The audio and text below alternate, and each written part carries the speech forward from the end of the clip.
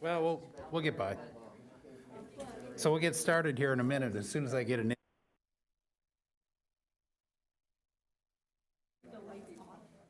Okay, they're okay with it? Because they're okay with it. They said, yeah, it's too bright. Some people were complaining, Oh, wow. so they're okay with it.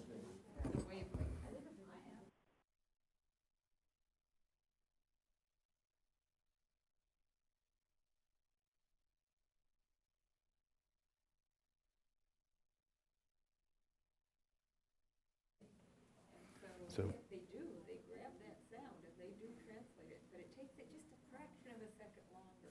I don't know whether we're live yet, but we're about to start, so.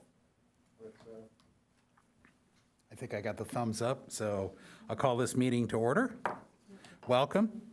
I'd like to call the October 7th, 2021 regular meeting of the Encinitas Planning Commission to order at 6:02 PM. Please turn off your cell phones or set them to vibrate. Agendas and speaker slips are available in the back of the room. And it's good to be back in chambers with holding live public meetings in person, so welcome. Next is roll call. So let the record reflect that all 5 of the planning commissioners are present. And next is Pledge of Allegiance, so please join me in the Pledge of Allegiance. Ready? Begin. I pledge allegiance to the flag of the United States of America and to the republic for which it stands, one nation, under God, indivisible, with liberty and justice for all. That is so much easier in person than over a semi-delayed Zoom meeting, so that was great. Our next item is oral communications. We start each meeting with oral communications where anyone wishing to speak on a topic not on tonight's agenda may request to do so by filling out one of the white speaker slips in the back of the room and handing it to the commission clerk. Dina, do we have any, or Dina, sorry. We do have one Kathy? speaker. I want to speak on oral. Oral as well? Yeah. Okay. We have first Geraldine Ann Kessler, followed by Donna Westbrook.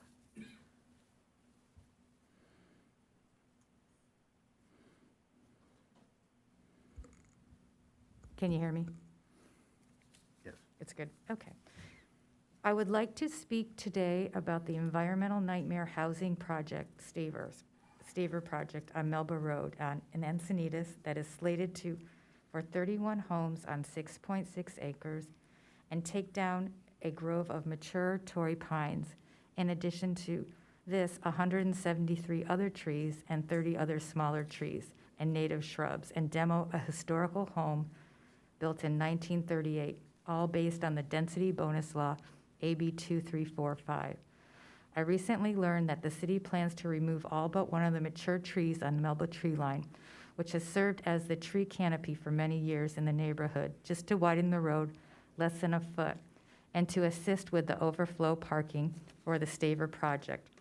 Our group met with the city traffic engineer, and they have not been open to the options of traffic calming based on the neighbors' ideas. One neighbor had volunteered to donate part of the property, south of Melba in order to spare the trees. I have seen other major cities spare the trees when developing new housing projects. We beg the city to preserve the Encinitas redwoods of our neighborhood's tree canopy, which aligns with the Encinitas current climate action plan. As we are scouring the 1,000-page public records of this project, we found Anton van Amberhurst, an accomplished avocado grower responsible for bringing irrigation to Encinitas and the surrounding community. His name was on the deed for an easement. He was living in the botanical gardens around the time the property was changing hands, prior to Ruth and Charles Larrabee. Approximately 1/2 of the property that is known as the San Diego Botanic Gardens was owned by Anton van Amberhurst, an avocado grower who immigrated to the United States from Holland. We are still trying to research his relationship to the Melba property and why he was asking for an easement, but we think it was quite possible that he had planted many trees in the area that is currently the Staver property and neighboring property. He is perhaps tied in with a historical home that is there on the property, built in 1938, and perhaps living there. These facts have been very exciting for the surrounding community, who feels that they have trees that he may have planted. It also points to the historical value of the property holds for Encinitas. That is why I continue to ask the city to assist the community with the preservation of this piece of sacred land and assist with the acquisition from the Staver Trust. Let us make this land continuous with Oakcrest Park, an annex for the botanical gardens, and open space that can be used as an actual outdoor STEM lab for the surrounding schools. We have also noticed that there is no one watering the trees and the plants on the property. Although this is not illegal, it should be. It causes a fire hazard for the surrounding community, and we think Brian is not watering the trees, so he won't have to count them alive on the total tree count. Again, proving how out of touch Brian Staver is with the environment and the well-being of the neighborhood and community. Okay, if you can wrap up. Yeah, I got just four more Okay. lines. Go He ahead. also continues to harass the longtime senior members in the community about property lines they have cared for 30 years and their treatment to the elder communities. I wanted to mention again how Scripps planning meeting went a few weeks ago. This should be the gold standard for any new projects coming online in Encinitas. They had multiple meetings with the community to take a look at both the residents' opinions and the planning committee's advice and consideration. Please help the community preserve the Staver property with soft infrastructure funding. Help the community tap into the grant money. Thanks for listening.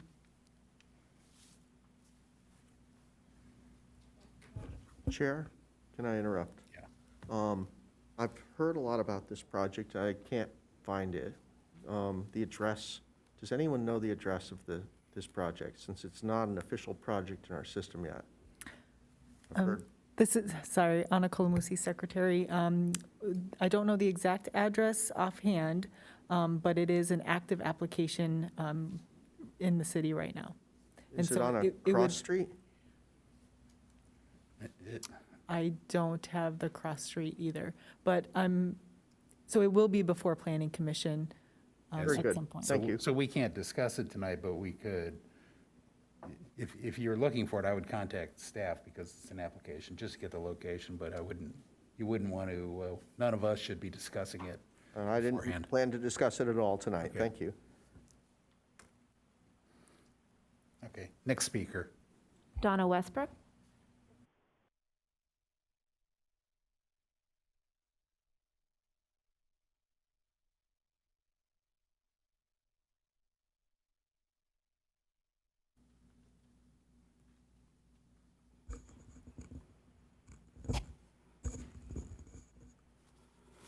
Donna Westbrook, Encinitas. I'm speaking tonight about the San Alejo reclamation plant, and that project was approved for the, I don't remember when it wasn't so many months ago, but there are things that are happening there that probably should not have been approved by you, or you did not know that it had been approved by you. There's especially a problem with light that's spilling over into the neighborhood and into the lagoon. Whether that be the traffic light or other lights. There was a presentation last week to the city council, and that presentation was to show that they were going to have, I guess, like a little mini pocket park at the top of the hills above the plant, which in itself seems rather ridiculous because you're supposed to keep your plant safe from harm, and to have a bicycle trail to go down that could allow anybody, whether you want egress or whatever, into the plant or throwing things into the plant could happen. By that time, it would be too late. So there are several things wrong with this, what's happening, and what's happening with the bike trail should be brought back to the Planning Commission to look at it and to be discussed by the people in the neighborhood and by those who pass through there. It doesn't really matter that the plant is giving, I don't know how many places for parking. You're going to have lighting, and so that in itself creates a problem. This I just noticed on a comment that was posted someplace.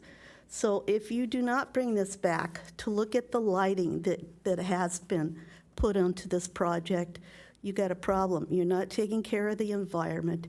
You're not taking care of the lagoon. And I'm really quite surprised that the mayor and the council didn't say anything last week about that pocket park up at the top of the overlooking that comes, apparently you've got to have parking up there too, so that's another question.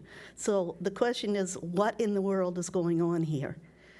We don't need another gathering place so people can loll around and then get on their mountain bike and go down lickety-split. We don't need it. Find some other way around, but protect that plant for safety and get rid of that bike trail. And also, at the same time, get rid of that mini park they've got up there. Because like I said, I don't know, this is part of Caltrans. This got messed in here. Actually, the whole city is no longer under a planning commission. It's either what Caltrans wants or Sandag wants. Get back in the game, people. You're not being able to do your job. Thank you. Was that the last speaker? That is for oral communications. Okay, thank you. And let's see, next item is changes to the agenda. Are there any changes to the published agenda? Nothing has been pulled. Okay, great. Then we will move on to the consent calendar. First up are items on the consent calendar. These are items that are considered non-controversial or routine in nature. All consent calendar items are typically voted on collectively in a single motion without any staff presentation, public comment, or commission deliberation. However, if a member of the public or a commissioner has requested a consent item be heard, the item will be removed from the consent calendar and be given an individual hearing. To pull an item from consent, a member of the public should submit a pink speaker slip for the specific item number, and the item will be given an individual hearing. Items removed from the consent calendar will be heard individually immediately after the consent calendar vote. Tonight's consent calendar is made up of 4 items. Item 6A, approval of the minutes for the regular Planning Commission meeting of May 20th, 2021. Item 6B, Poke Chop Alcohol Service, case number multi 004425-2021. Staff is recommending this item be continued to October 21st, 2021 Planning Commission meeting. Item number 6C, which is Fox Point Farms, case number multi 004657-2021. This is also, staff is recommending this item be continued to October 21st, 2021 Planning Commission meeting. And the last item on the consent calendar is item 6D, Portofino Hotel Entitlement Withdrawal, case number multi 004653-2021. And likewise, staff is recommending this item be continued to the October 21st, 2021 Planning Commission meeting. Do I have a motion? Is there anybody asking to speak on any of the consent calendar? There are not. Or not? Wait, Chris, hit your mic if you can. Oh. Did you want to pull? No, it's Nope. just that I believe I need to abstain from 6B because I was not present at that meeting. So I don't think I can vote on that one. Very good. See, on 6D, all we're ruling on is the continuation. So I think you, I think she means 6A, the 6A, approval or of the 6A, minutes. okay. The minutes. 6A, okay. So she, That makes sense. that would be an abstain from that. So if I can have a motion to adopt the consent calendar, and we'll make sure that Chris is abstained from 6A. I move approval of the consent calendar with the notation that Chris will be abstaining from item 6A since she was not Second? in attendance. I'm sorry, can you repeat the second?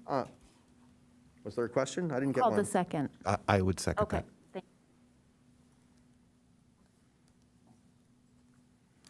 Okay, there we go. So we have a motion and a second. Any discussion? If not, we'll call the question.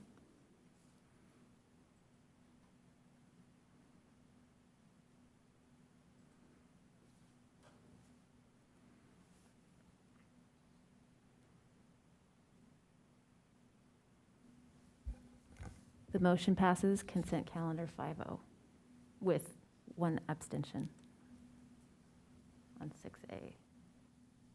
Okay, thank you.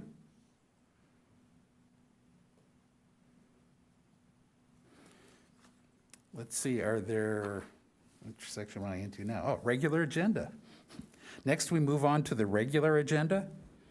Members of the public wishing to speak on items listed on the agenda should submit pink speaker slips to the commission clerk. So on tonight's regular agenda, we have one item. Oops, and I didn't get it edited in here correctly, but it is policy number 004755-2021, Objective Design Review Standards. And we'll begin first of all, are there any disclosures? Do we have to do disclosures on this? I can't imagine there are any on. Yeah, okay, so we begin with a staff report presented by Planning Manager Jennifer Gates.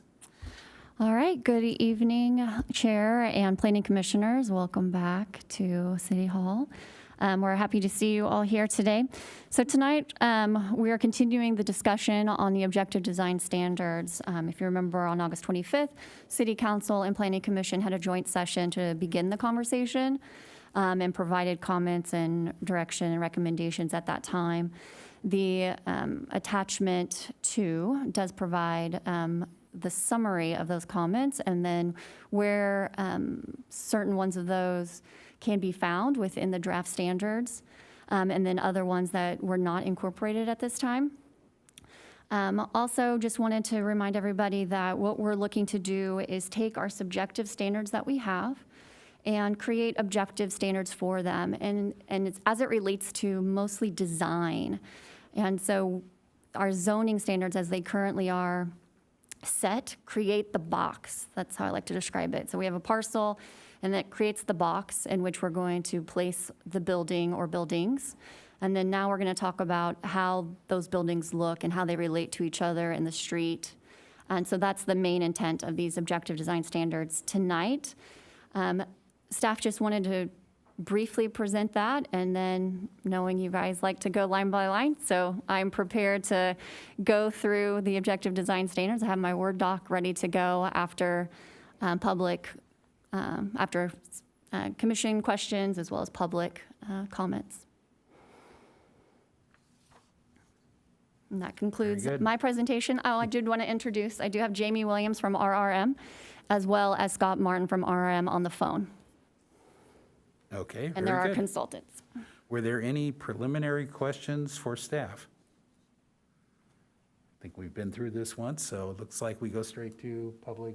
I'll open the public hearing. We have 2 speakers. The first is Donna Westbrook, followed by Susan Turney. Other way? Okay. We'll take Susan Turney first. My mask so I can be understood. Hello, Susan Turney, Leucadia. Please take care as you create objective design standards to avoid ambiguity or opportunity for interpretation. Understand the goal of the standard in the first place, then state the standard without obscuring the goal. There's some history behind my request, and I'll give you a couple of examples. The Hymettus Estates retention basin could never be built on, yet this admittedly unbuildable area was counted in the project's buildable acreage. This enabled the project just barely, to squeak over the 2-acre threshold and qualify for density bonus at 2.16 acres. Code stated that a retention basin, quote, may or may not be considered an environmental constraint, end quote, and planning staff chose to go with may not. The project was approved with the city knowing full well that the retention basin physically could never be built on. In September 2019, the Portofino developer appealed to council after the Planning Commission had denied his project. The opposition's attorney stated that the project would violate Prop A's 2-story height limit. Here's the transcript of Tony Kranz's exchange with Roy Sapow on that point. Tony asked, quote, "The covered public bar structure on the roof deck creates a 3rd story that violates Proposition A. Explain to me again how that cannot be true. How is it that that is not a 3rd story and a violation of Proposition A?" Roy responded, quote, "The same response we gave for the fire code is that they'll still have to demonstrate compliance with Prop A at the time of the building permit. Our definition of story, it defines a story as a floor with a ceiling above. That's an area between a floor and another floor above it. There is no floor, then it's a ceiling. That's the definition of story. That's what's defined in the, I can pull that up and display it to the community and the council. That's why we've determined that it's not in compliance. However, the plans that were submitted by the applicant are limited, so we'll further evaluate at the time of the building permit that it doesn't meet the definition of a story at the time the building permit is released," end quote. Note, Roy never did pull up that code to show everyone. If it is indeed written as he described it, it needs some serious work. Please overhaul this section. I'll close by asking again, do not introduce ambiguity. Remove wiggle room for interpretation wherever possible. Anticipate the multiple ways the words could be understood, and yes, even twisted. We'll all be best served by easily understood language that cannot be taken any other way. Thank you. My little wipe down here. And Donna Westbrook. Just wiping this for you.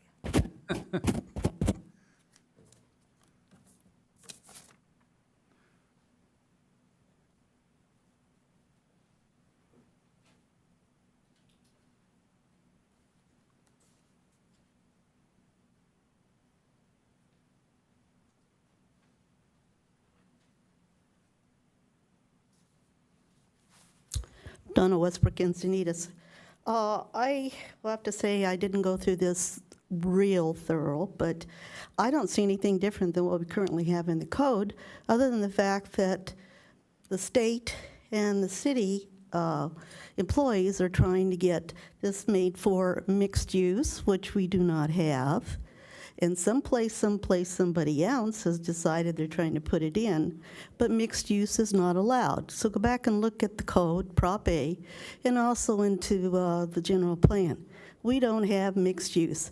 We have it in several specific plans, but the first one on the downtown Encinitas specific plan was not mixed use. It had to do with, I don't know if it was the planning commission or a committee, that said, what if they wanted mixed use? And they said, well, we'll deal with that when it comes to it. So it wasn't put into specific plan.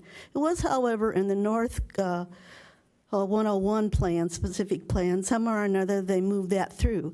But with Prop A, you no longer have mixed use, so get rid of it.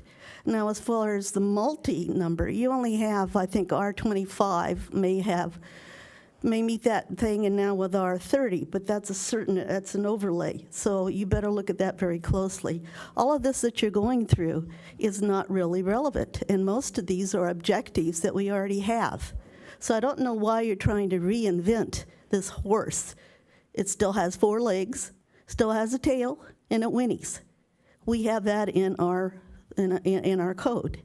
So take this and look at it closely, because number one, somebody made a misrepresentation, apparently, to get a grant from the state for all of this. And guess what? It needs to be returned, because what you're doing now is something that is illegal. And whether it goes now or a month from now or 2 months from now, it's illegal. And the city council has been putting in ordinances that also create problems, such as boundary adjustments. You better look at that too, because that increases the properties so you can get more housing in there, which in and of itself is not really much of the reason for the subdivision map act. Boundary adjustments were not made so you can increase the number of houses or lots. They were done just for adjoining or for properties that were next to each other, but not to increase those properties' ability to build more housing than what was zoned. And that's what's happening now with a lot of these subdivisions we're getting, such as the density bonus. So go back and look at that. You really need to look at it. We already have that, or we did have it. It may have been taken out by the council. All I can say is this, what you're looking tonight, is not appropriate. It isn't needed. We already have objectives in our code. Thank you. And that was it? Those are all the speakers we have, yes. Okay, so we'll move on to deliberation. If anybody wants to open up, or I actually do have a clarification question. I think that would be helpful for all of us, just to understand how all this fits together. Sure. And so, you know, I'm gonna guess Kevin brought his Design design guidelines. guideline, because what we're doing tonight, I think, is objectifying or moving this from subjective to objective for just SB 35, SB 330 streamlined projects. And in particular, only multifamily and mixed use of those. Is that correct? So SB 330, it's not the pre-application per se, but all under the Housing Accountability Act and the Housing Crisis Act, that defines housing development as residential units. So housing developments cannot, we have to apply objective standards to all housing developments as defined. So it's 2 or more units. And so what we're trying to do is create objective design standards that pertain to multiple family as well as the mixed use. Mixed use is defined as a housing development when it includes 2/3 of the square footage of a mixed-use development is residential. So it's very specific on that mixed-use one. Unfortunately, it just says residential units for what a housing development, and so that has been interpreted to be 2 or more. 2 or more. So so single family is explicitly Separate. and multi-use that is more And 2/3, than, or less than 2/3 is also excluded? yes. Okay. But all other residential duplexes would be, They're subject to the under- Housing Accountability Act. okay. So I did print that, and I'm going to include that on the staff report for the next one. I thought about it, late. And I will put that with the staff report when we do present this as an actual ordinance. And it'll have more information. So as you know, there's a lot of bills, and they're hard to keep track of. And they are editing each other. So SB 8, the one that was just approved, modifies the Housing Crisis Act as well, and that goes into effect January 1st. So I'm going to provide you guys with a lot of fun bills. We're trying to get a little FAQ or just kind of a cheat sheet on these bills to help everybody, including ourselves as staff. Will that go on the website too, on the city website? Good. Yes. I think we're all buried in bills, housing bills right now, and I it's, think the best, so the American Planning Association Conference, in attending the legislative update, I thought there were 1 or 2 of the presenters described it as a tsunami of housing bills. And I thought, boy, that describes it well. I felt that way too. Yeah. It felt like the tide went out a little and then it came roaring back. So, it definitely did, and it's definitely hard to stay on top of it. The goal of this project is we have a lot of standards that say should, may, or they don't have like measurements attached to them. So that was the goal of this. So we looked at all the specific plans, we looked at the zoning code, we looked at the design guidelines, and we pulled all the ones that say should or may. And we were trying to figure out a way, how do we make these objective? And, you know, if you've looked at the specific plans even, a lot of them are duplicative, and then some are specific. But we're not replacing any of those specific plan. As of right now, we're not planning on deleting any of those subjective standards that are currently in there. We're going to make this supplemental document that says these are the objective standards. Because there are actual objective standards within our specific plans and in these design guidelines. So I did want to clarify that. okay, a little more clarification. 'Cause Sure. So in the case where this new document does not apply the old, and we're going through a design review, the old guidelines would apply, correct? Yes. Okay. So we are going to put in here as there's additional documents that individuals are going to need to go to, applicants are going to need to go to, not just our zoning code or our municipal code, but they're going to need to go still to our parking guide and our design guidelines. And if there's objective standards within those, then those will still apply. Okay, well, and then as far as the specific plans, I know we've gotten into most of the specific plans preempt these guidelines. Will they not also therefore preempt what we're doing tonight? What do you mean by, so they're not in conflict. So I did go back through. But I thought the interpretation we'd had here before, I think from Roy in particular, was that anytime we have a specific plan, in particular, I'll say the North Coast 101, because that was like the 1967 Leucadia, or Vulcan. The testimony from staff was that the citywide design review guidelines, this one, does not apply because there's a statement within the North Coast 101 specific plan that says its internal design review guidelines should apply. And what I'm worried about is if we don't consider as part of this discussion the specific plans, then we've got a little bit of a conundrum here where we're working on something that doesn't apply. So it will make sure that we'll make that amendment then, if that is Okay. the case. We will make sure to do that, because what we don't want to happen is that there are, in those specific plans, those subjective standards still exist, and that there are no objective standards to apply in those areas. They don't, some of them I would say are better than others in the sense of the objective standards being in there. Okay, and then, I think you said it, but I want to clarify it. The development standards are not changing as part of this work right here. They may need, we may want to recommend they change, and maybe even out of this deliberation, send a message to City Council that we recommend that there's additional review in order to get the development standards aligned. But I thought the paragraph at the beginning of the design review guidelines was helpful to understand the relationship of the different laws that, quote, the development standards are considered minimum standards.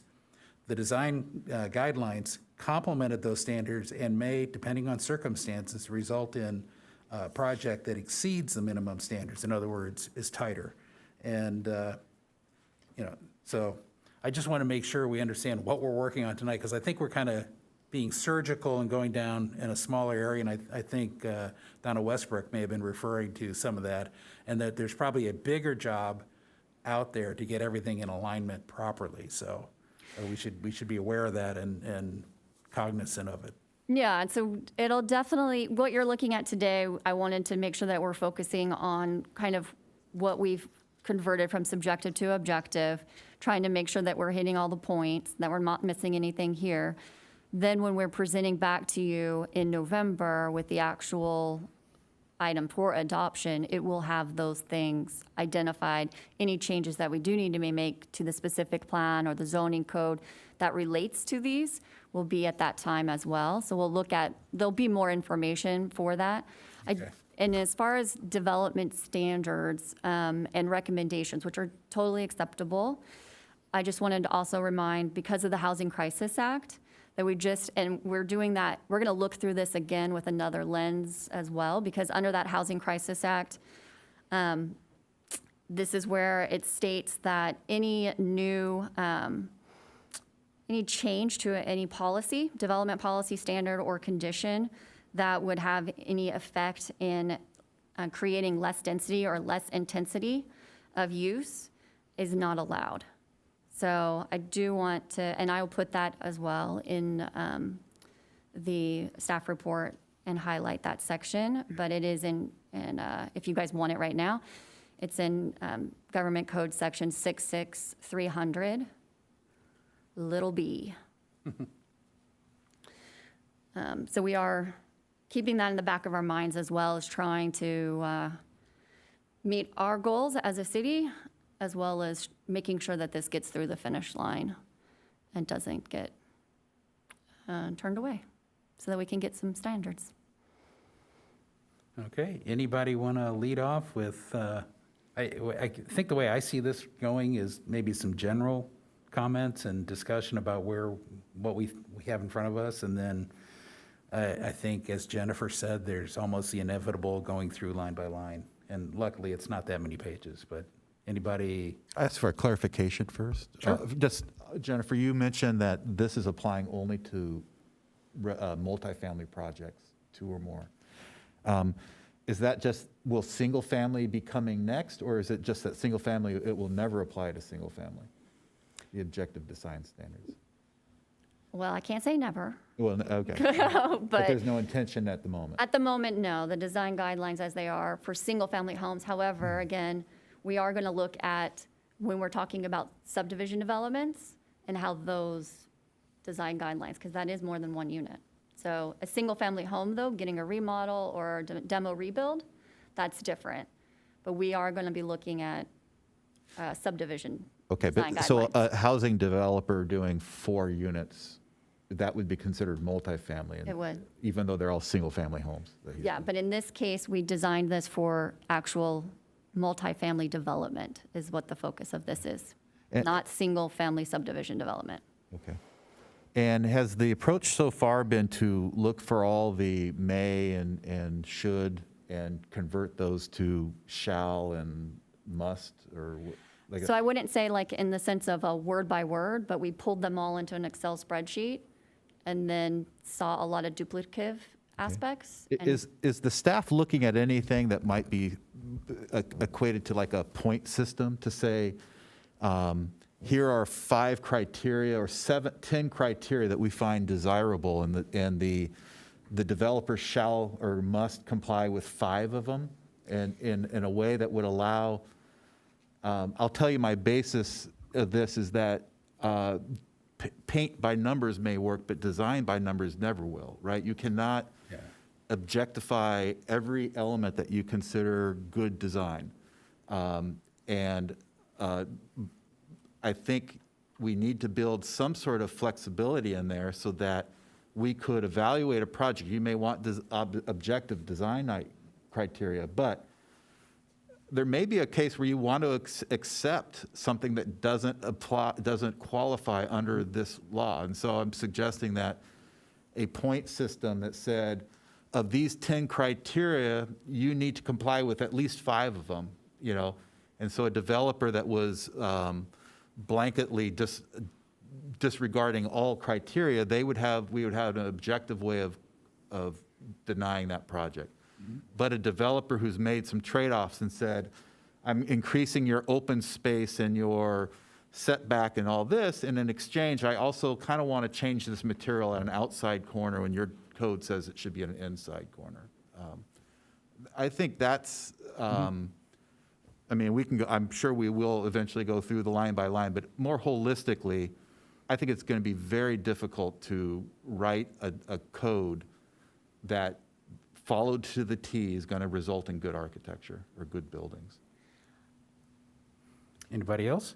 I'd like to concur that a point system would be very desirable, and that way we will have certain flexibilities in options, whereas without that, it's more of a prescriptive tool, and we don't really have options as much as if we have a point system. I liked the idea that we talked about previously in our session with City Council about point system. Go ahead. I actually agree with you wholeheartedly. Don't be surprised. My biggest concern is I've seen when we specify things too precisely, we end up with identical developments. So I've seen 3 large multi-use projects, not all up in front of here. I go to a lot of CPPs, and I'm seeing the little string of dominoes, which I know is the wall plane, which is as wide as it can possibly be, the inset as small as it can be, the next wall plane as wide as it can be. And it's mainly because our only truly numerical objective standard that people can track down usually. So I want to see about, I like ratios. I like the point system. I like ratios as opposed to firm numbers. I want to make sure that we it will make things a little more complicated for the architects. You'll have a more complex algorithm to figure out, but I would like to randomize the building envelope in this manner somehow. And, give you a bit of a challenge, let you do something interesting. Architects, I know, are under a lot of pressure from developers sometimes to maximize the available footage. And the way you do that is you build to the envelope as big as you can. I mean, it's not exciting architecture, and hopefully neither one of you guys would be interested in a project like that, but there's it's something that some clients want. So I love the point system. I don't want every single standard specified, because if we do, we're going to end up with literally identical projects everywhere we go. And that is one thing that is definitely not part of our guidelines as we have them right now. Chris, or I can hop in there if you, I'm more than happy to. So I agree with the point system, and in fact, I think in our last meeting with the city council, I recommended a point system for the 50% landscape of Southern California native, and I thought that was a good way, an even better way than specifying by area or plant count, because you could have so many points for a 1 gallon, a 5 gallon, a 24-inch, and that way they have complete flexibility, but we know in the end they're going to end up with 50% of the points going to the Southern California native plants. So I'm with you 100% on that. So, and then I don't know if we want to move on in other areas too. Maybe Chris, if you have something on the point system you want to talk, and then I have a whole another area I'd love to introduce too. I don't have really anything new. I don't want to waste anybody's time. But I do like the idea of not stifling creativity. Good. Okay.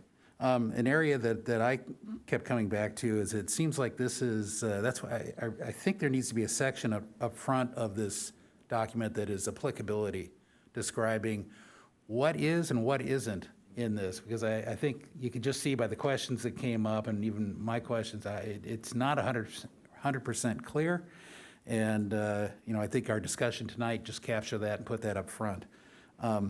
And then the next problem I ran into when I looked at big picture again is a mixed use is very different than a 2-unit development versus a 50-unit versus a 250-unit development.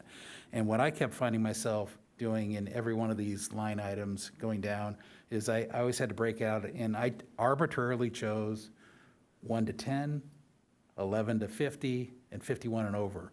And it seems like that these ratios and metrics would be very different. I would never apply the same open space, I'll call it, let's take an example.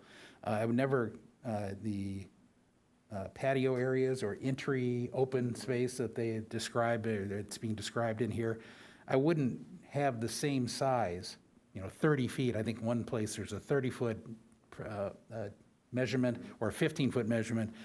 It shouldn't be the same for a 2-unit development that it would be for a 250-unit development. And likewise with mixed use. So I think that this document needs to be broken up into mixed use treated one time, a multifamily, large multifamily treated another place, and maybe within that break it down into various steps so that we don't try and do one size fits all and put some pretty onerous requirements on a duplex, as an example. I was thinking we could use percentages on that and possibly get some of that same input so we can, it'll be, 5% in, which is really big on a big project and not so big on a little 2-unit project. So I'm trying to think and been trying to look at ways we could maybe work on that.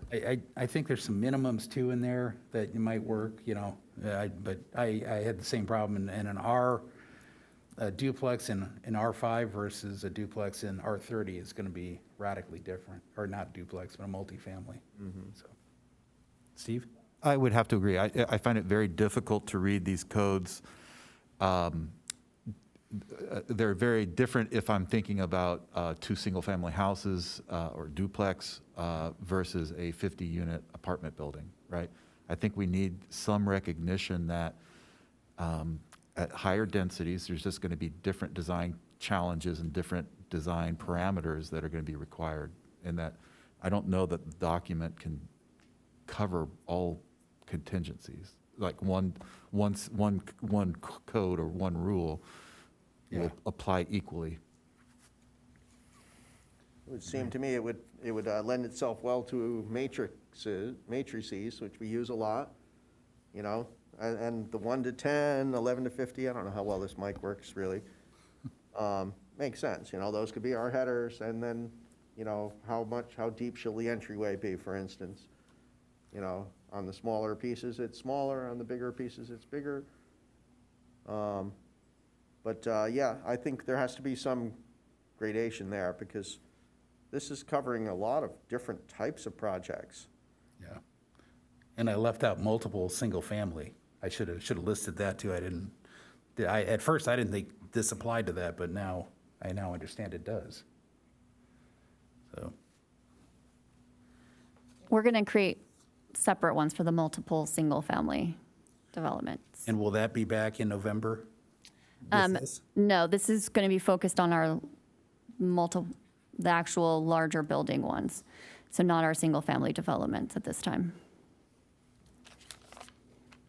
So this does not apply to that. We'll have something in the future. Yes.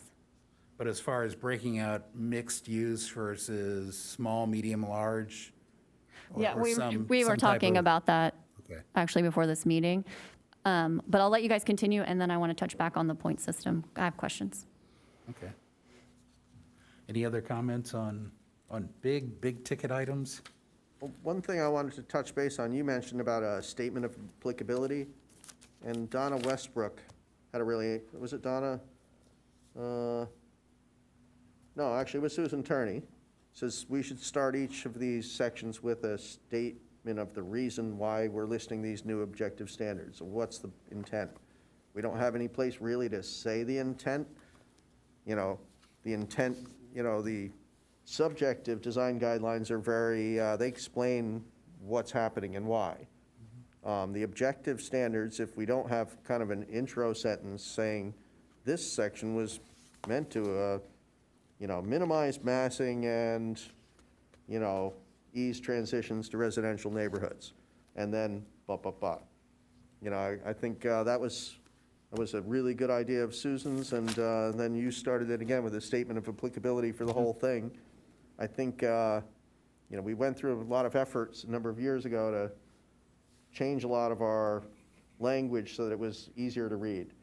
We eliminated a lot of our double negatives. We used smaller, simpler words that actual people use instead of legal words. And I think this is one where we really do want not just developers and architects to understand it, we want everyone to understand it. And so I think a statement of intent really on each section makes sense. Yeah, I'll hop in. I'll echo exactly what you said. In fact, page 74 of the staff report, there's a technical assistance tool from who's it from? HCD. HCD, yeah. And it's got the essential components, and, you know, define key terms, use a statement of intent.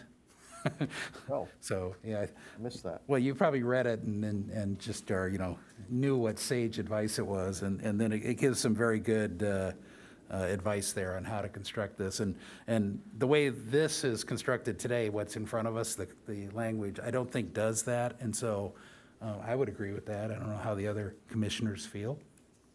I just have one caution regarding the statement of intent, and then what you put in the document itself. You need to make sure that they're consistent. Because in law, there, a lot of times there's, as we've seen today, where they talk about different laws are becoming inconsistent. So you want to make sure that there can't be an argument, but you said this is what your intention, but then what you wrote below doesn't meet that intention. Yeah. You don't want there to be any question about that. I see your point. So we don't want to muddy the language and Right. give them wiggle room. Right. You don't want to, right, exactly.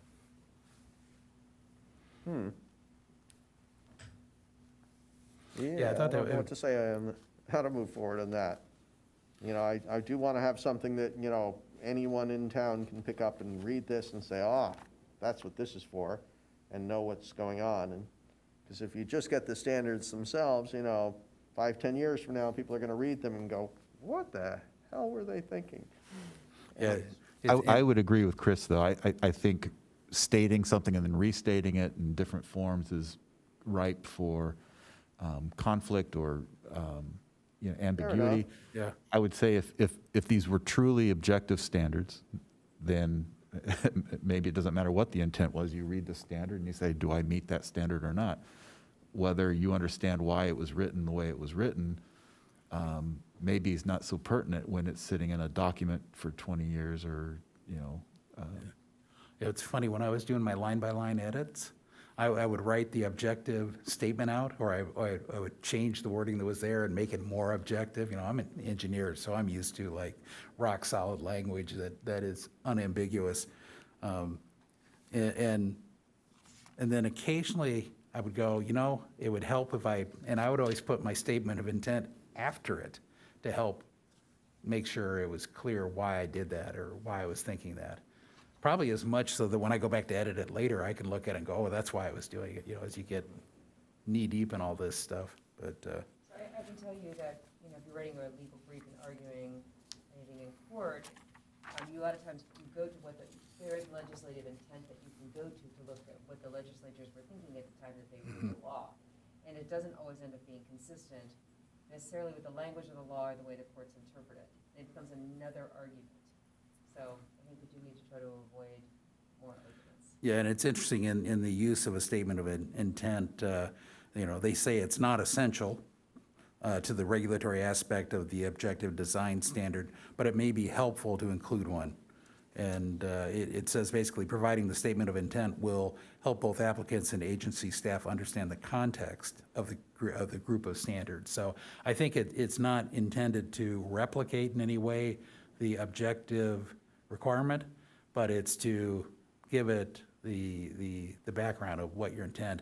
One of the things that's so near and dear to my heart, and I think so near and dear to the general plan, is bulk and mass. And so there are some of these that we will be doing that will limit bulk and mass. And that's the one case where I found myself writing an intent down because I was doing things that would not, it wouldn't necessarily be obvious that was the main goal. But it wouldn't change the objective standard either, so. So any other big items that you want to go over? I have one. This was from the HCD piece. I flagged this section. I thought it was very interesting. Continue using discretionary processes on an opt-in basis for non-eligible projects.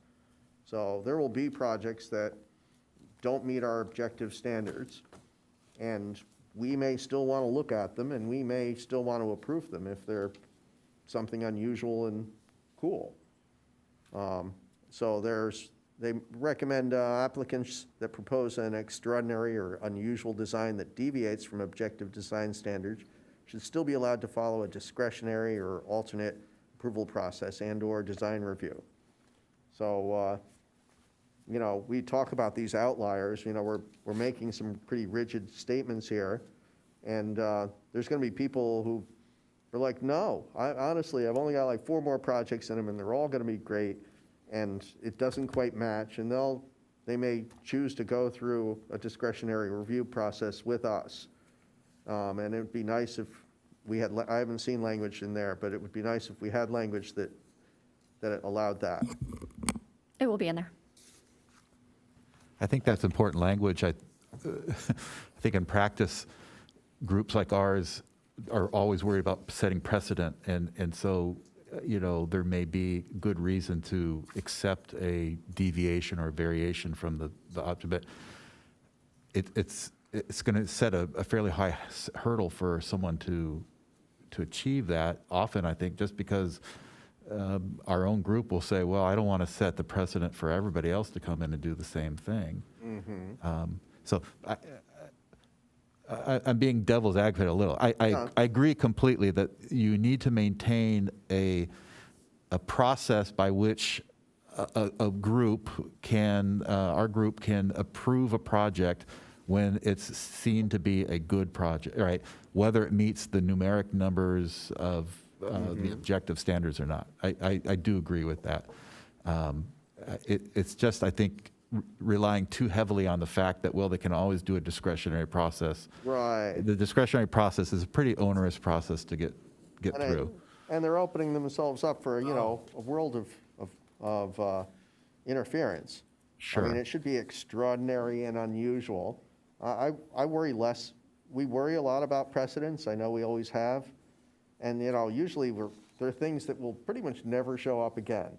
If they're that extraordinary and that unusual, I'm not sure what the criteria was. And I see your point. We don't want everyone coming in, well, mine is extraordinary and unusual also. So I want to go and bypass the objective standards. Or, honestly, I don't see why most people would ever want to bypass the objective standards. They should make your life easier. As a developer, I would think. But, it would have to be someone who's got something really special in mind.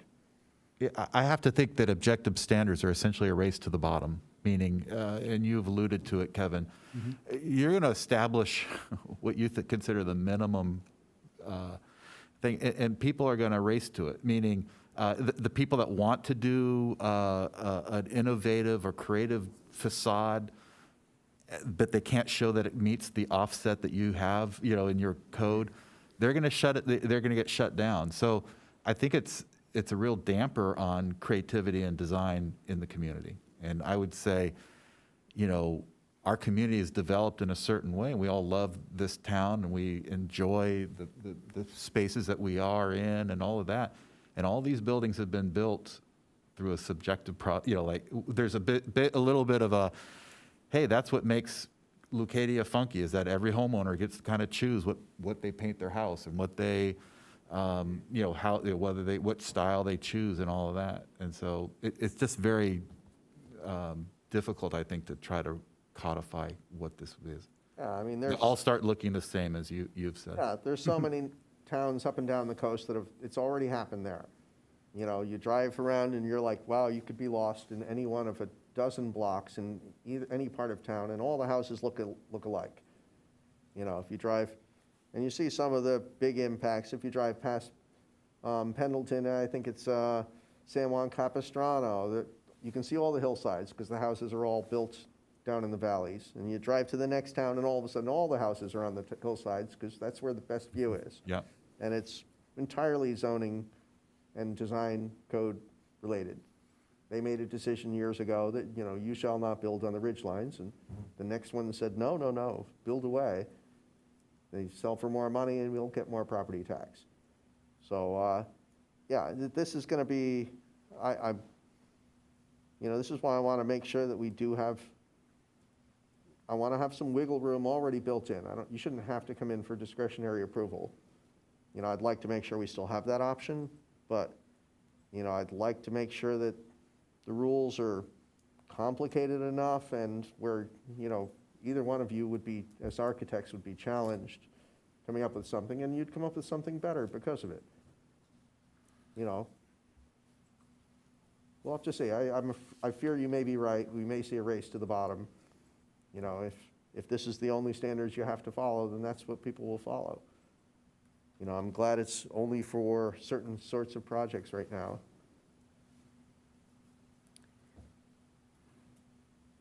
I've got a question for Jennifer. As far as density bonus and waivers and concessions, I'm assuming any one of these requirements could be subject to concessions or waivers if it impacts the density. Correct. Okay, so, but now that doesn't mean that they could do some, flying roof that goes out of the design criteria we set here, because it would have to show that what they're doing actually would have to have a real cost savings, or Physical. would have been precluding their density, achieving their density, so, Correct. okay. And anybody have, so I'll throw out one more area and we'll see if I strike up some more kind of, again, the bigger picture discussion. And literally what I did after I'd gone through the code, I went through the design review guideline line by line, the original. And I didn't see like the signage section that's in here, and I didn't see the solar integration. And I was wondering was that omitted for a reason, or do we consider that all that is going to now reside in the sign ordinance and maybe in solar ordinance? That's correct. So there are, depending on, I need to look back at the signage one, but to see about subjective, but that needs to be within the sign code. It would be my preference. For solar integration, with solar now being required for everything, I'll look at it one more time, but it's very hard to create those standards when they have to provide it. So how do we can't restrict that, right? So they need to put it on that site in some form. Yeah. But right now, there's a requirement that they provide it, but from a look and aesthetic, there's no requirement that I know of, but I haven't looked at the solar code lately. And so I'm wondering, do we still want to, like, one of the requirements out of the current design review guidelines is that it can't cause direct reflections into other public spaces or into other projects like sidewalks, streets.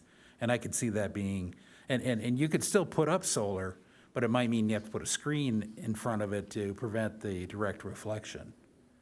Again, I'll look to see if it was objective or subjective, the ones that we currently have. Because remember, all those we're still keeping all of those guides. I just need to double check if it was subjective, the way it was written. Then maybe I'm confused. We're going to still apply this to every design review, and if it's objective in here, it still applies? If it is objective. Objective, sorry, I said that wrong. Why wouldn't we move it all into one document? Because there's things in there that would apply to all development. Well, and my thought is I would have an objective design standard that it is called out when we trigger that applicability, and then we'd have a similar applicability description, which actually I think is in here, but we'd have to update it, of course, because many projects are now moving over to the new. I find it difficult if we're going to be looking at, the whole idea of objective is to make it clear for the developer and the neighbors and the city staff and everybody. And now we're going to have two documents plus specific plans, and you have to kind of correlate them all. And talk about opportunity for confusion and conflicting requirements. I mean, the number one rule in my business is when you write a spec, you write one. You don't try and have multiple layers and coordinate it, because they always get out of sync. I don't know about the design guidelines, because I wasn't here when was determined about the specific plans and their connection with the design guidelines as written. But our specific plans do integrate with other plans and within our zoning code as well, and municipal code. So, but we'll look at that, how that all integrates together. Okay, well, my preference would be to put it in swim lanes so that it's very clear. This project's in that swim lane, this project's in that. And of course, if you have a specific plan that's overlaid there, it would. Always apply. But in the long term, if I was, driving the ship, I would put the design review guidelines that are now in specific plans and find a way to better integrate them into an overall set of documents, by, as I call it, swim lanes. So, any other discussion or any other items before do you want to go line by line? Before we do, I just wanted to real touch base. The survey was interesting. It was a little hard to read. Some of the charts were so big, there was multiple pages of like 3 items per, so I had to keep jumping ahead to the tables. But before we dive in, there were so many things that just flagged out when you looked at the massive percentages of ones that people went after, which was, what's most important? Placement, scale and massing, both in the 80 and 70%. Underneath that, what's important? Landscaping and massing. What's important for buffers? Trees with tall hedges and fences, 77%. What will help reduce it? Material changes, varied building heights. Again, everything's in the 70+ percentage. varied roof lines, attractive for positive design. That was 75%. Change in wall planes was really only 53%. It seemed privacy buffers, 83%. So, I mean, people want what they want. You know, they want to make sure that there's a good transition between complexes like this and nearby residential. And they want to make sure that they've got sufficient landscaping. I like the varied roof lines. I'm going to be looking for that as we move through here. You know, my concern is this, you know, I just don't want to see the strings of dominoes each time. I'm getting really bored with them. That was it. I just wanted, it was an interesting read when you read through everyone's comments, but there was a definite thread that that followed through all their comments. And that was it. That's all I wanted to say. Anybody else? If not, we could go line by line if you want to do that. Can I request that we discuss point system and then go line by line? Sure. Please. All right, so the point system. So when we discussed it at council, or when it was commented on in a couple of different ways. And so this is my question.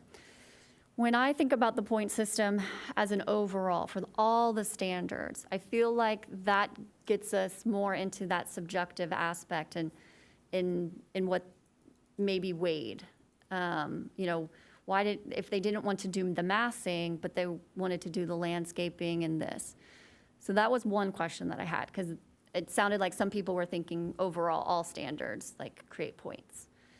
And then I heard, like, Chair Ehlers was just talking about the landscape. And I think Commissioner Sherrod also said landscape at that meeting as well.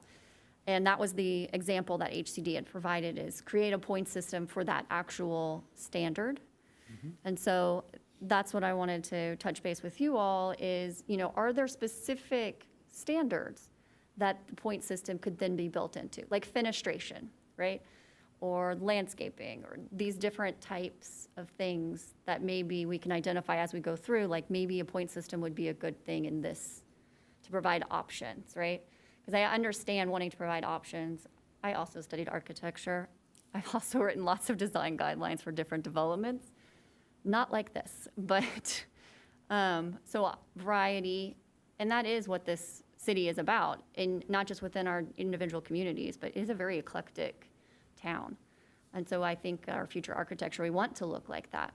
But we also want to find that middle ground so that we can get that variety out of the projects.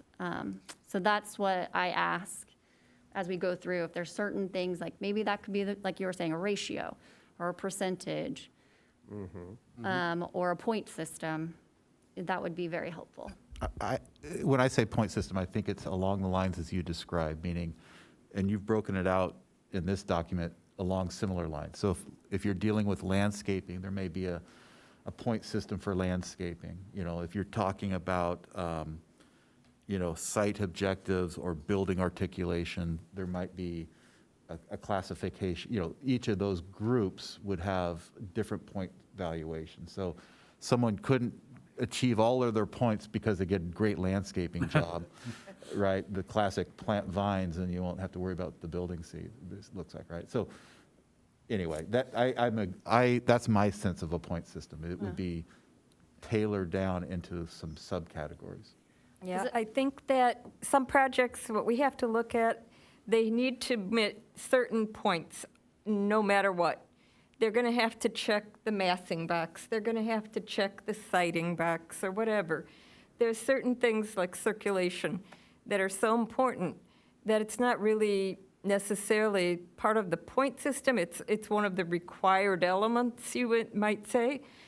And then there are other elements that would be part of a point system for making a total. So that's going to be really probably something that we have to give back to staff, in my opinion, is to say, where is our foundation that, you know, has to be met, and then where is the point system that is overlaid?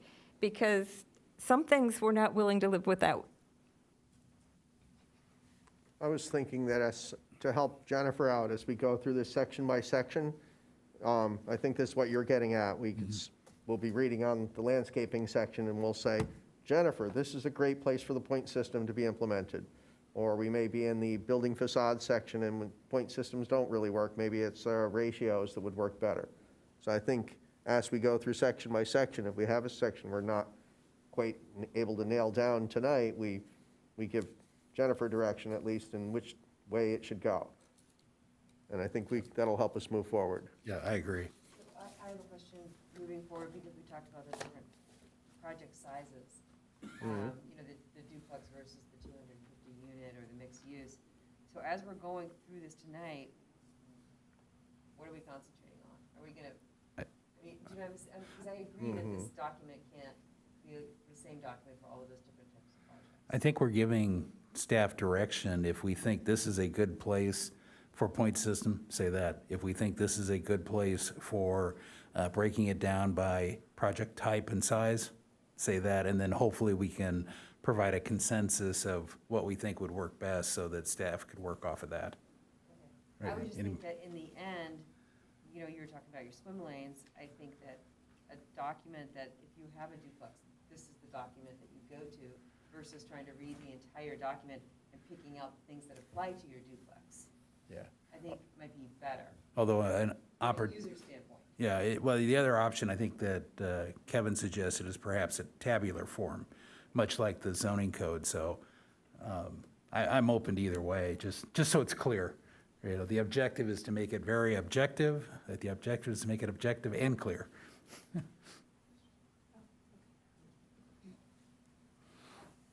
So, and just to pile on, I agree that the point system, I was just thinking this one, what'd you call it? Section or, Like an overlay. yeah, the big, you know, it would only be, they'd be isolated from each other. It's not one big point system that we tabulate and go, it's, you know, good or bad. No, it would be, does it meet the landscape objective and use a point system, much like is described in the staff report, in the HCD document. And if you meet all the points, then you can check the box. Check the landscape box, and then we might, if we, as we come to it, we may say, I like point system for articulation.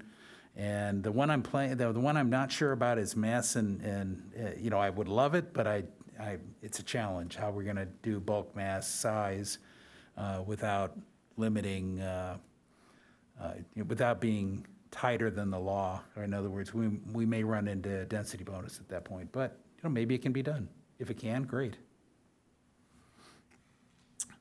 So with that, and next step, go through line by line, or? Everybody's so quiet. You guys emote more on Zoom than you emote here in I know. live person, so. Just hold on, let me turn off my video here for a second. At least I So- can see your faces and smiles, whatnot, without the mask. So I look forward to the future when we can be here without a mask, talking, and get back to. Yeah, we should have like a big monitor up there on the wall so we can see what's going out. Yeah. First, I probably have the YouTube station open here. So, So, and, you know, start with site layout. or right before that, the statement of applicability is what I would insert there. Any Couldn't agree more. disagreement with that, or? So Well, basically, this applies to which developments yeah. in detail? Yeah, this document, or if we break it into multiple documents, just tells what it's applying to. So the builder and the neighbor and the staff member will all be on the same page. Yeah, I mean, it's not that onerous of a document. It's 7 pages. It's like, I think, you know, if I had a duplex and the stuff I needed was in these 7 pages, I could probably pick it out in 20 minutes or so. You know, But you're a professional. You're not the average Oh, user yeah. necessarily. no, but even so, it's like these are, you know, we want the public to understand these, but the public is not going to be putting these into practice. You know, architects and developers will be putting these into practice, and they've got money in consultants, and they're going to read them and understand them. But You know, I do feel if I was building a duplex and they're like, well, they're talking about my multi-family development with my circular driveway, and I'll be like, well, that's not me, because I can see down here, there's a matrix which shows me. Yeah. You know, it's just like our, I don't know, it's true. I have been immersed in this stuff for too long, but I think Oceanside has a municipal code that kind of maybe numbers all of these different criteria or standards. And then within the duplex section, it will list, refer to item L1, L2, and L5, right? And L1, 2, and 5 relate to landscaping and something about, that they felt was appropriate to duplexes. And if kind of you like an index. and if you were a mixed use, it would say refer to L30 and L20 and some other things like that. Yeah, and I've done documents similar where it's a family of things I'm referring to, and I'll put thin columns down the right-hand side where we have the 5 different categories, and you just check which ones each applies to, and it's a very clean way to, you can stay with the flow, but you can immediately see, does it apply, does it not apply? Just wording in the first paragraph, the avoid, to me, that's a subjective statement, and I'm wondering, and if I get too persnickety on wording, just shoot me or something. But I think one of the things we should be doing here is looking for anything that is subjective that we could make either get rid of or make stronger. Or I thought even a variety was pretty subjective. If, I mean, Yeah, that too. At the very outset. Yeah, but I was just picking out, I thought that whole statement was subjective in nature, although I think the following bullets were intended to be the implementation, so. Right. I think Isn't this essentially the statement that, whatever we were talking about earlier about Yeah. stating your goal and then coming up with the criteria to do it? So this is the goal statement, and it seems like it does include, that's Right. why it's a little more subjective, right? Okay. Right, so it's incorporated there in order to create diversity and avoid long monotonous building facades. And so, create diversity is also subjective. Well, and so avoid, or should it just preclude? I mean, make it something, a stronger word, because we don't want long, monotonous. Then at least you get into the discussion of what's long, what's not long, and that's subjective. But the word avoid is not, it's like the difference between shall and should. Right, The statement starts up shall, and then it puts a should-like modifier statement in there. And I think it should just say, to create diversity and preclude, because preclude, I don't think Yeah. there's no judgment in there. yeah, There's a little bit of judgment in long monotonous, but at least from a purpose statement, I think it's clear. I'd be cool with that. It says the same thing, but it's, I think avoid says it a little more concisely. I think that is your goal here, is you're trying to avoid long monotonous things. I think the whole statement is somewhat subjective, and, it's the stuff that's coming in A, B, and C that's really the meat of what people are going to have to reply to. because that is the statement of intent, really. Yeah, And So Chris, should you we- pointed out that statements of intents can bite us in the rear, yeah. but it feels, We can take it out and just make A, B, C, a 1, 2, 3. Yeah, I know or- that. I'm Or not- should we label statements of intent? I like saying what we're saying, I just want to make sure we say it. Well, do we want to preface that first paragraph with the intent of these requirements is to? And is to create- then you know that it's a statement of intent and not an actual objective requirement. So maybe it's like we do the first sentence, a variety of building orientations, blah, blah, blah, into the site design, period. The intent is to create diversity and avoid long monotonous building facades. Yeah. So we turn it into 2 sentences. The first part is still our shall concept, and the second sentence would be the ones subjective piece where we'd say the intent is. What do we mean when we say the intent is to create diversity? Honestly, But that's the intent, so it's not part of the objective requirement. No. So it's just telling you what the intent of the objective requirement is. what does that mean? Honestly, it's like, I mean, are we talking about racial inequities, or are we talking about, I mean, honestly, I use I would diversity in take it out, different context a lot of times. I would take out the diversity, because I think avoid long monotonous building facades. Yeah, I think I agree, creating diversity is,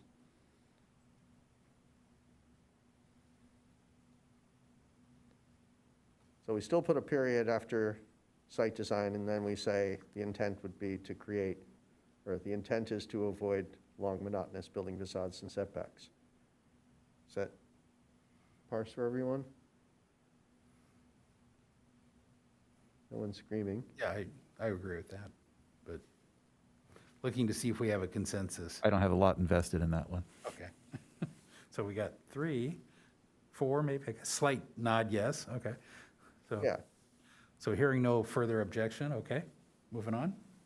Well, I don't know, even the first whole 6 pages of it seem to be pretty objective, that would be applicable to pretty much any of the projects. I mean, I think that things like massing and things like site placement and orientation and things like circulation, they're so essential that you don't want to leave too much wiggle room. I mean, yes, there's some wiggle room here, even in these objective standards, but I don't think, those first 6 pages, I think, are pretty good to go. And then other things could be layered on, you know, where they have some option, and maybe they already are in some ways.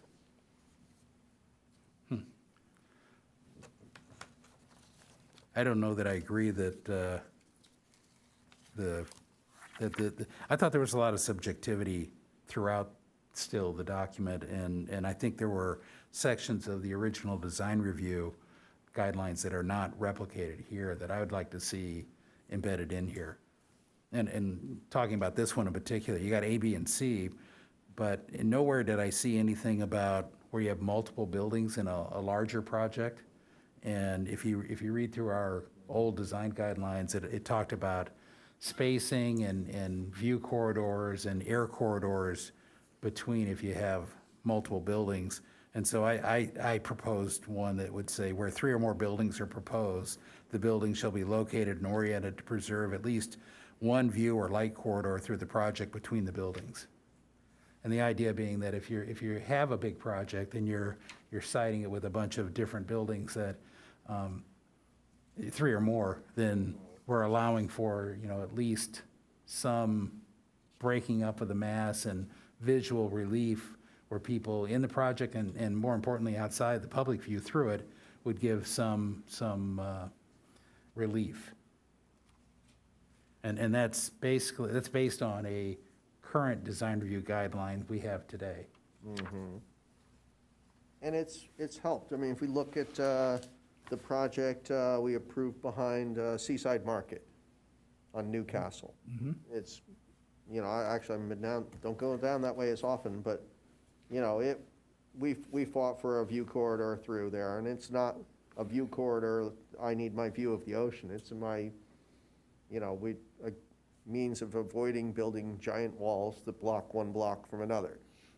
So that when you're over here, you can glimpse through and see sun and clouds and know that it's opening. Yeah, I think in that project example that you used, the idea was people would naturally know there's a walkway through the project there. And otherwise, it would appear like a wall, even if it wasn't, even if there was some Right. hallway underneath and through and up that let you through, Yeah. it Most- opened it up. No one will actually go through one of those. I don't see that as a universal design objective, though. If you were building a project down on Highway 101 in downtown Encinitas, those are all property line to property line buildings, right? And so they should be built to the side property line. They should not be trying to open up a view corridor down through the middle of that. So I don't think it's a universally applicable goal.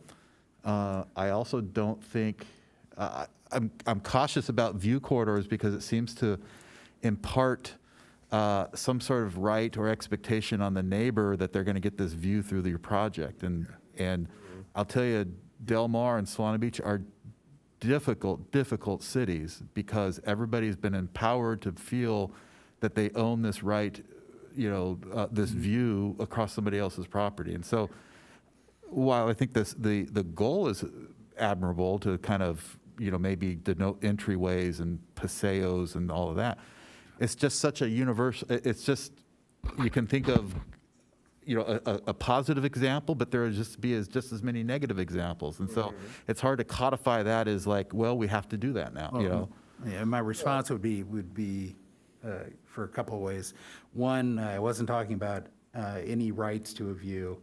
Number two, I was taking an existing design review guideline that talks about exactly what I was saying and bringing it forward into an objective standard. And number three is that I limited it to projects with 3 or more separate buildings. So it is just the bigger projects where you would have multiple buildings that it would then allow. In the I think there are other design review guidelines I would propose that you'd have to break up 100-foot walls. In fact, I think that was already in here. And that's more applicable to the description you gave of a single wall to, or corner-to-corner building downtown. I think that's where we talk about bulk and mass. Other rules, but it wouldn't But I apply. can think of examples, I know of a project very personally that is, multiple buildings on a site, and it's intended to be a kind of urbanistic, Yeah. Space. So, But it really comes down to what are our design review guidelines going to be, and I'm trying to base it on the history of what we have, and making sure we bring it forward and just make it more objective as the state has mandated. Well, one thing I don't see in this citing is about the energy. I mean, maybe I'm missing that, but I don't see it there. And I think citing design, it's primarily where your energy use is determined. It's a really important part, a really very important aspect of site design is the energy consumption of the overall building. So the materials, they're very important, of course, our structure and our insulation and our finishes and so on. The windows and doors have certain values, that will prevent solar gain or loss. But really, the orientation of that building, how it's oriented towards, the south, the west, northeast, is very important, and it's going to be unique for each building. Should have its own, or each grouping of buildings should have its own orientation. So I'm not sure why that's not in here, because I know that in Encinitas, our electrical is really important to us, and we recently saw that council passed some codification for having new projects be electrified, having electrification in new buildings. So really, this orientation, to me, it's a lot about the energy consumption. And so that's something that's missing, I think. Now, does that belong in our design standards, or is that more of a, construction? Well, it's part of the California Energy Commission, standards, section, what is it? Not saying it shouldn't be specified, I'm just wondering, should it Yeah. be specified Well, here, or is it already specified? Right here you have, number 1, site design objective standards, and A, site layout and building placement, and then it goes down this list of, alphanumeric sort of, subheadings. And to me, the really big thing here is missing energy, and I don't know why, but I think it really should Can't be quite picture an important how- aspect. I can't quite picture how it would go. I mean, how would we say that? It's like, people have a rectangular lot, they're probably going to build a rectangular structure. Well, I'll give you an example. When I worked at the college, at Santa Ana College, they had designed a library with an improper orientation, and it was a disaster. The building was so expensive for them to heat and cool, especially to cool in that particular location. Big And big so walls of it glass was- facing the sun? Yeah, it was because of the sighting. And so I talked about it with the president of the campus at the time, and they're like, sighting is everything. And I said, yes, it is. You know, and that was my opinion. My area is architectural civil, you know. I don't know, do you have a suggestion on a objective requirement we could add? We need something that's objective, and what would we add here that we can consider? Yeah, I mean, once you look at that first step of, okay, siting is everything, you know, and it determines how the energy is going to be used by that building, you also look at, okay, so since that's true, where do we put our entry? How do we lay it out? You know, how many levels, and how is that going to, massing going to be? And so, you know, you go from there forward. Yeah, and I just can't think of a way to codify that in a form that's objective and, you know, that's not, hopefully the architect already knows that and is doing that, you know. I don't know if an objective design standard is going to protect us from bad architecture, unfortunately. But if you can think of something, I think we're all open to it. But you know, nothing's jumping out at me as a way to do that. I know, I know exactly what you mean. Yeah. We had a store in the lumber yard, and we ended up having to like pretty much coat all our windows because the afternoon sun would come down there, and before it went under the stores across the street, you know, our energy use would skyrocket, and any clothing we had in the front window would fade. I mean, it was, you know, poorly laid out, but I mean, honestly, it was the only way it could have been laid out. You know, that's the way the road went, you know. But I think you identified it earlier. An urban, you lay out your street grid, and some person's going to own a lot with a west-facing exposure, and especially if it's a narrow lot, they're going to have a limited amount. I don't think you could universally apply that to the citywide, right? Absolutely, architects design with that in mind, or should design with that in mind, and they do their best to overcome light and exposure in a project. But I don't see how we could codify that as a universal requirement, you know, without very specific parameters for site.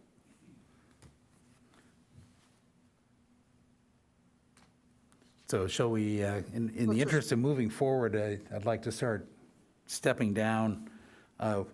In the A section, is there any wording that, Or you know, I object to the word all, and all entries must face the primary street I frontage. wondered if you wouldn't.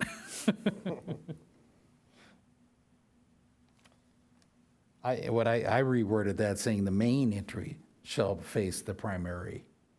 Because, yeah, what they're saying is all fire exits, everything, all have to come out to that main street, and nothing can go out to the parking lot in the back, and that didn't make sense to me. I think later in C, they do talk about a minimum of one main entry. I think that's Yeah. Sorry, I think that's the intent there, is that you should make some effort to address the street frontage, but I wouldn't say that every unit has to Yeah. approach that. I think you can codify everything. It's just a matter of doing it. I think, you know, when you say something like the site design here, and the intent is to optimize energy consumption and create diversity or whatever, you know, you can word it however you want. It's not that hard, actually, to do it, because when they do those kinds of energy studies, they can do iterative studies, and they can show. Can we give an action to staff to see if there are objective design reviews guidelines that could address Energy consumption. Optimizing or improving the energy consumption required for various building sites? and that's related to site orientation. Site orientation, the section we're in right now. Yeah, but orientation, I think, is key. And, And so, moving on, the higher capacity street, I would prefer if we used our street definitions that we use in our current design guideline, or street manuals. That way, we don't have to define what a higher, quote, higher capacity street is. You know, it's a collector, it's an augmented, Well, the primary street frontage might be like the obvious frontage, you know, might be a rectangular building, and that is where people expect to see it. No, but it's- Whereas the higher capacity street, or even if we called it something else, might not be where it should go. well, we mixed, it says, It's a unless little the pattern confusing, of right. development is located along a collector, which is one of the definitions we use, or higher capacity, you know, does that mean freeway and That would be all streets that were of a higher capacity than a collector, right? like a augmented collector? Yeah. or That was yeah. my intent, Okay, was higher capacity than a collector, so okay. larger. I don't know if that. So really- in that case, the definition is exactly what we use in our, there's probably a table in the road design manual that defines all this. And the mobility element or circulation element as well. Okay, But that was the intent, was that its collector was the base and then higher capacity, so anything growing from that. But instead of listing all of them, but I can look again. okay, no, that's good. And then in B, I would add the word orient the main. I add main in there. I think that addresses, Steve, what you were talking about, and that not all, but the primary or main, whatever entry. I'm happy with that, actually, though it is. But I thought the whole idea was, before they were saying all entries go out to the primary road. And I doesn't just have want the to word- make sure that it says shall orient entries to face internal common. I think that's the same problem. They're saying all the entries now have to face inward in that case. And it's Doesn't have only the the, word all, is the word all critical here?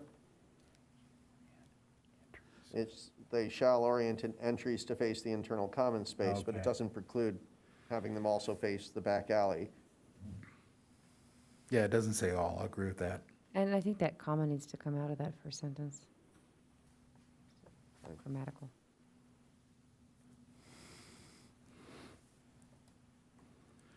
And do we want to define minimum size for the features, the courtyards, plazas, trails, paseos for different size projects? You know, a Don't we duplex. have a or- section on open space a little bit further on? Could we clarify what primary streets are? Is that, again, the capacity of the street? Is it a certain size street, or is it the street that you're addressed, like your? That's a good question. I agree. I mean, we're essentially dictating that they have to have an interior courtyard of some sort instead of having a stoop or a front door that faces the street, right? Well, I think it's like case A and case B. Case A is a building that's oriented to a single street out front and has parking out back. Case B is maybe on a larger primary street, but it has an inner courtyard that, and it's just defined. That was the way is that how you intended it, Jennifer? Yes, so when you're thinking about when you're driving down the street and you see some developments, because they are higher traffic, their back is to it, right? Instead of their front. And then in some cases, like 101, we want to face that street, and all the development you see is facing that street. So that's your primary street frontage. But we can define primary street frontage if it's not defined somewhere else. I'll double check. So if a project it was along, say, Encinitas Boulevard, which would be a primary street, right? It would be a heavily trafficked street. Are we saying that they can't have entryways that face Encinitas Boulevard, that instead they should face an interior common open space? Not that we're saying that they shall face their primary street frontage unless the pattern of development is such that it's the opposite. So when you're driving down Encinitas Boulevard, I'm just thinking, I'm driving in my head. I guess I'm I trying don't to- really see, it's not a pedestrian-oriented street, right? So you don't typically see those. But it would also never Open. become pedestrian-oriented unless somebody starts putting pedestrians on it, right? I mean, If I may, just, we do have a definition of frontage in our municipal code, so keeping that in mind when we're using those words here, we would defer back, if it's not clear, we would defer back to the definition. So it says, shall mean the length of any property line of a premises which property line abuts a legally accessible street right-of-way. And there have been designs, for example, one I'll state is Fox Point Farms, where they oriented kind of towards Lucadia Boulevard would be one example, kind of putting in a pathway for pedestrians to utilize that when normally sometimes you can put your backs to the main street where you would put a wall. So keeping that in mind. maybe I'm conflating the two. I'm trying to think, or is A saying if you are along along a street, you should have buildings that face that street, and should have entries that way. But then B says, but if your building is not oriented to this primary street frontage, would that be like a private road that goes down, like you're off of the street, you create a private road that goes down and serves If I other? can maybe add the intent, it's two options. So if you should choose to have your building front the primary street, your main entries should be oriented towards that. If it's a high volume street and you choose to have your building not front the street, then it should be fronted inwards towards the open spaces or other amenities within the project. So is it necessary, so if you can do either or, is it necessary to have the two of them even written out? If you could choose to address one street or address the courtyard, aren't you essentially allowing both options? Or is it based on the size of the street? Street, it's the street. Would dictate one option over another? It's the fact that it's a collector or high-capacity street, you may choose not to face onto that high-traffic street. That's what we're calling a primary street. The collector higher capacity street. Primary street frontage is where the majority will define it more clearly, but that's typically like if you're on a corner lot, you have maybe, let's say it's 101 and one of the side streets, and your majority, and your frontage is, your primary street's gonna be 101 versus your side street or your alley, right? So you're gonna face that primary street frontage. Okay. So I have a concern about the duplex idea with this one, because I can think of design ideas that, where you have a duplex, but you might not want common space in a duplex. The idea in a duplex might be the idea of two joined residences that are separate, because there's only two, with the idea of it being two separate houses, but they're attached.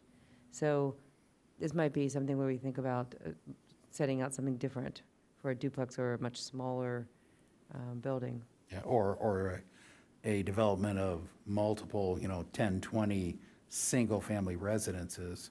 I think you have the same argument. Even within the development, you may want to have houses facing out, houses facing in, just to give, to match the community.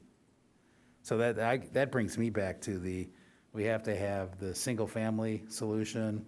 We have to have the small apartment, multifamily, the medium, the large project, and mixed use.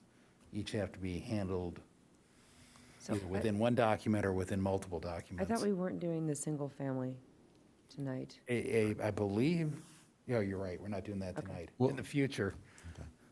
So what, I guess they just go with the existing objective design guidelines that are in the current document. Okay, correct.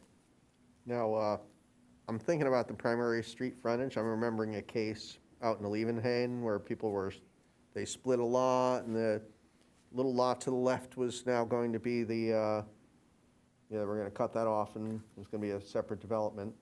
And they were on a corner, and there was a huge debate on where their primary road was.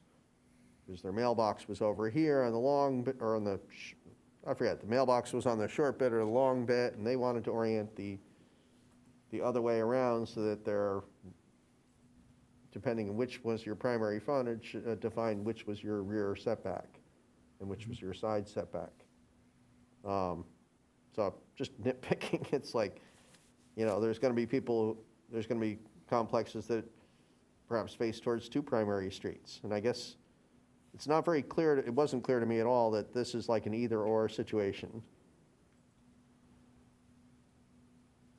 And I guess if so they seem to have a choice. If you're building a complex and it's facing the primary street frontage, then your entry should also, unless the pattern of development located along the pattern of development, is this like everyone else's pattern of development?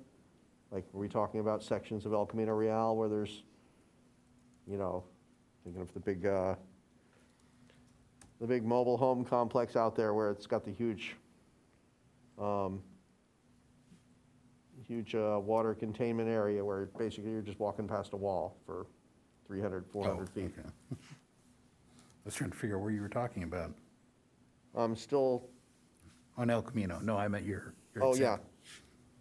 yeah. I think it's a 55-plus community over there across from Michael's, Yeah. approximately. So I'm going back to Section A, the statement of intent. It's all about avoiding long, monotonous building facades and setbacks. And then we have subcase, small case, lowercase a, lowercase b. And I'm wondering, do we even need them? I'm not sure whether we're meeting the objective with it and It's all about where the entries go. yeah. But I think, Jamie, was the intent there to give an A, B option to developers? Or I guess I'm trying to understand what objective are we enforcing on the projects through little a and little b that achieve that intent? The intent is about site layout and building placement, so where the building is located, and then how it's oriented, so that you can address a condition where it doesn't necessarily orient towards the street. It's about building placement primarily. So some of these things, your comments are really helpful, and I appreciate trying to wordsmith it, but some of it is maybe we need to go back and say, okay, the intent clearly is not clear. So let us have another stab at it and talk about why building placement is important. And what I think would be really helpful feedback for me is to understand your position on the building location.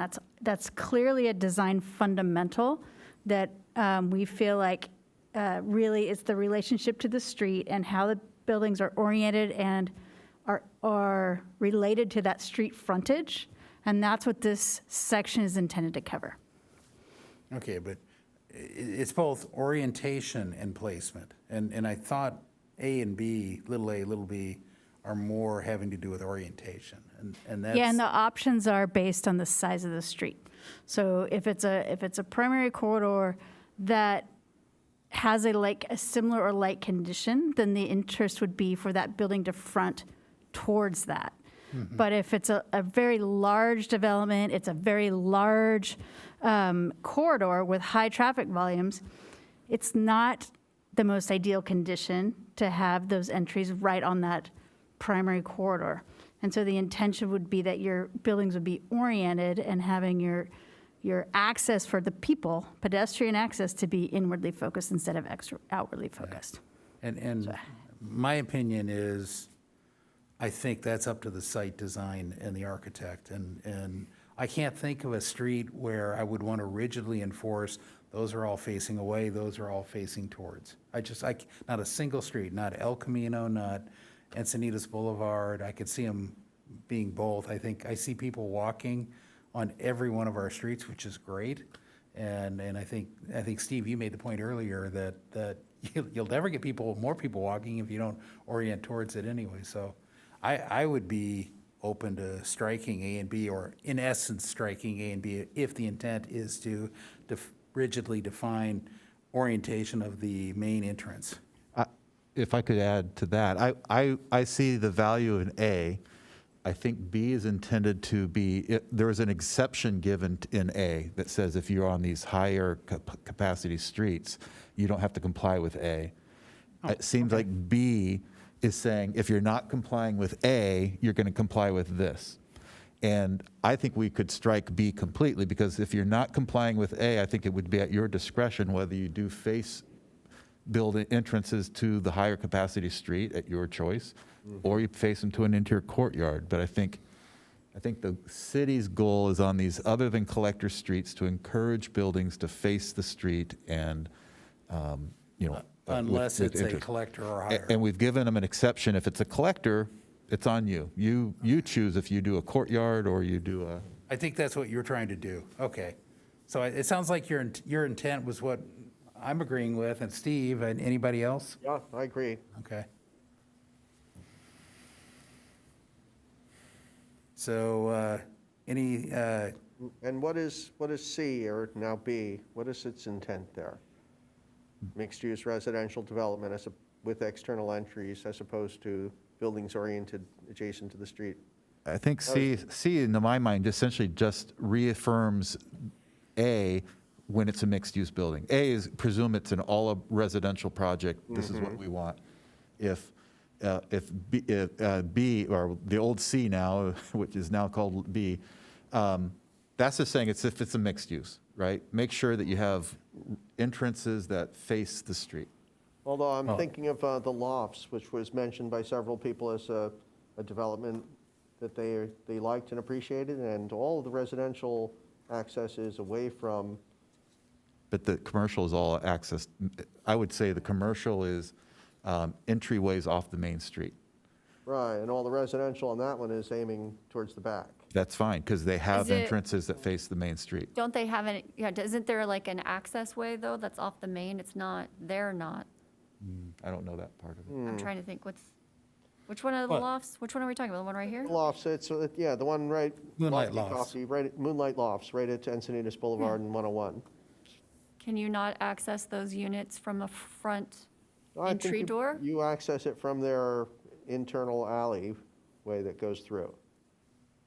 And that's where the Or the garages are. garage. That's where No, the, I think there's an elevator you can get to from. sure you can get there from this the front front. street It's side. Yeah, just- so that you don't have to go into an alley to get Right, to right. your main entry Right. to An get alley shouldn't up. be used as your primary entrance to your building. I'd hope not. Well, but there are ADUs, I'm Oh, sure, it's, and it's, honestly, it feels like a street. It's, Yeah. and it feels more like a residential complex in the rear, and it feels more like a commercial complex in the front. yeah, I don't have a problem with the way C is written currently. I'll let, yeah. My next issue is with item 3, or triple I, whatever we call that.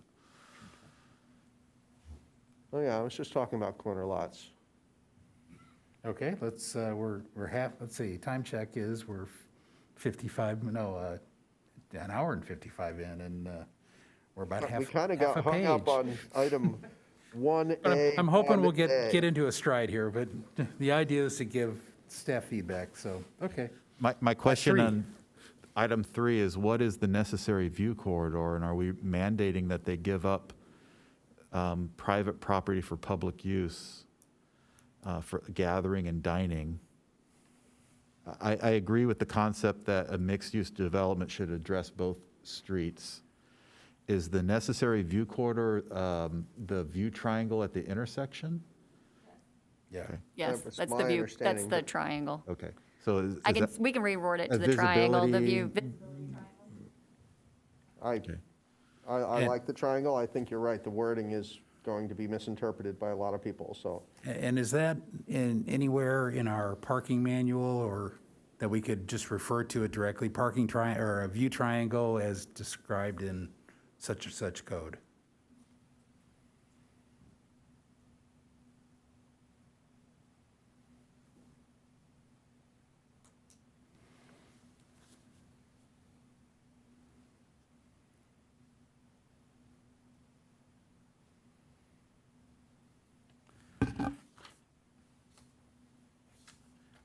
I have no further comments on this page. I was trying to figure out 5V, Ground floor units and windows shall be located and oriented to prevent visual intrusion from vehicle lights into bedrooms. Can anybody tell me an example where somebody's done that on a design, or, that seems like just an incredibly vague requirement. I would agree that maybe it's one that the city doesn't need to be regulating, right? Yeah. I can think of like a motel where you park and directly ahead of you is someone's hotel or motel room with a window facing you, right? So your headlights shine into their bedroom or in their motel I room. wasn't thinking parking, so maybe I was thinking cars driving by, and No, what this is- angle are the lights considered to be, Right. I think So- this is when you're parking in a parking lot, and the parking lot faces a potential is bedroom that, window. oh, we're getting nods yes from staff, so. Yes, I've lived in apartments all my adult life, so yes. So can we add parking or something like that? Because I thought I was always thinking street access or street going by, and I'm, so 10 degrees off, 20 degrees off the bore side of the car. I don't know what the, but Well- you're talking about direct headlights right up to the, 10 feet away from the window. So, okay. But would a planter in front of the bedroom window with a bush constitute, solving I that? think an opaque blocking, like we've described elsewhere, would be, right? Is that the alternative, if you have to have parking right outside a bedroom? Screening. As long as you had proper opaque screening of some type? And I'll play devil's advocate here. Should we really be getting involved in this? I mean, I think the goal is to come up with things that will, encourage good design, but I think no matter what guidelines we set up, you can still do bad design. It'll still be legal, it'll still be possible, people will do it. If you set up a rental unit and, a quarter of your units are nightmares, no one wants to live there because the parking, everyone who parks shines their light in their house, they're gonna have high turnover, they're not gonna rent. People are gonna like, yeah, no, I don't want this. Be like living in a strip mall.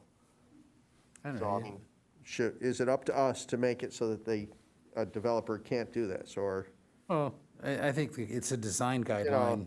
And now we get into like, what kind of louvers should they have, and how tall should the planters be? Well, I think that's covered in here where it says 3 feet, right? Somewhere, and I would use the same standard for an opaque screening, and they say louvers, wall, landscaping of at least 3 feet height. It's in one of the other sections. And so I'm okay with it staying in there. Okay, should we specify that it's We about can, or parking? screened, we can Yes. just add or screened to prevent. Okay. Well, I they did. They like can that too. prevent it by orientation or screening, but we don't have to specify how they prevent it. I think it's fine. Sounds good to me. Yeah, and I like the language about the opaque screening, and it gave all the options. It was just a short sentence that was very clear. In 6, we talk about blending, contouring curves. Does the grading code still say stair-step lots shall be prohibited? It used to, and I don't know if that got pulled out. Because I think that's what this is saying. And the natural contouring in the design guidelines used to go well with the grading code that said stair-step lots shall be prohibited, but I'll double check. It is a stair-step lot, isn't it a stepped building pad? I mean, it yeah. Well, doesn't, and that was the next thing I wanted to make but sure. it, doesn't we're that clear. allow you to retain the natural contours? So in the design review guideline today, stair-step lots, in my mind, are, not right angled, but hard lined. And the design review guidelines describe natural contour grading, so they put variable radius edges on them and give it more of a natural curve. Not everything is a perfectly, I like to call it the Army Corps of Engineer cut. And so the stair-step lot is the Army Corps of Engineer cuts, and trying to get rid of those.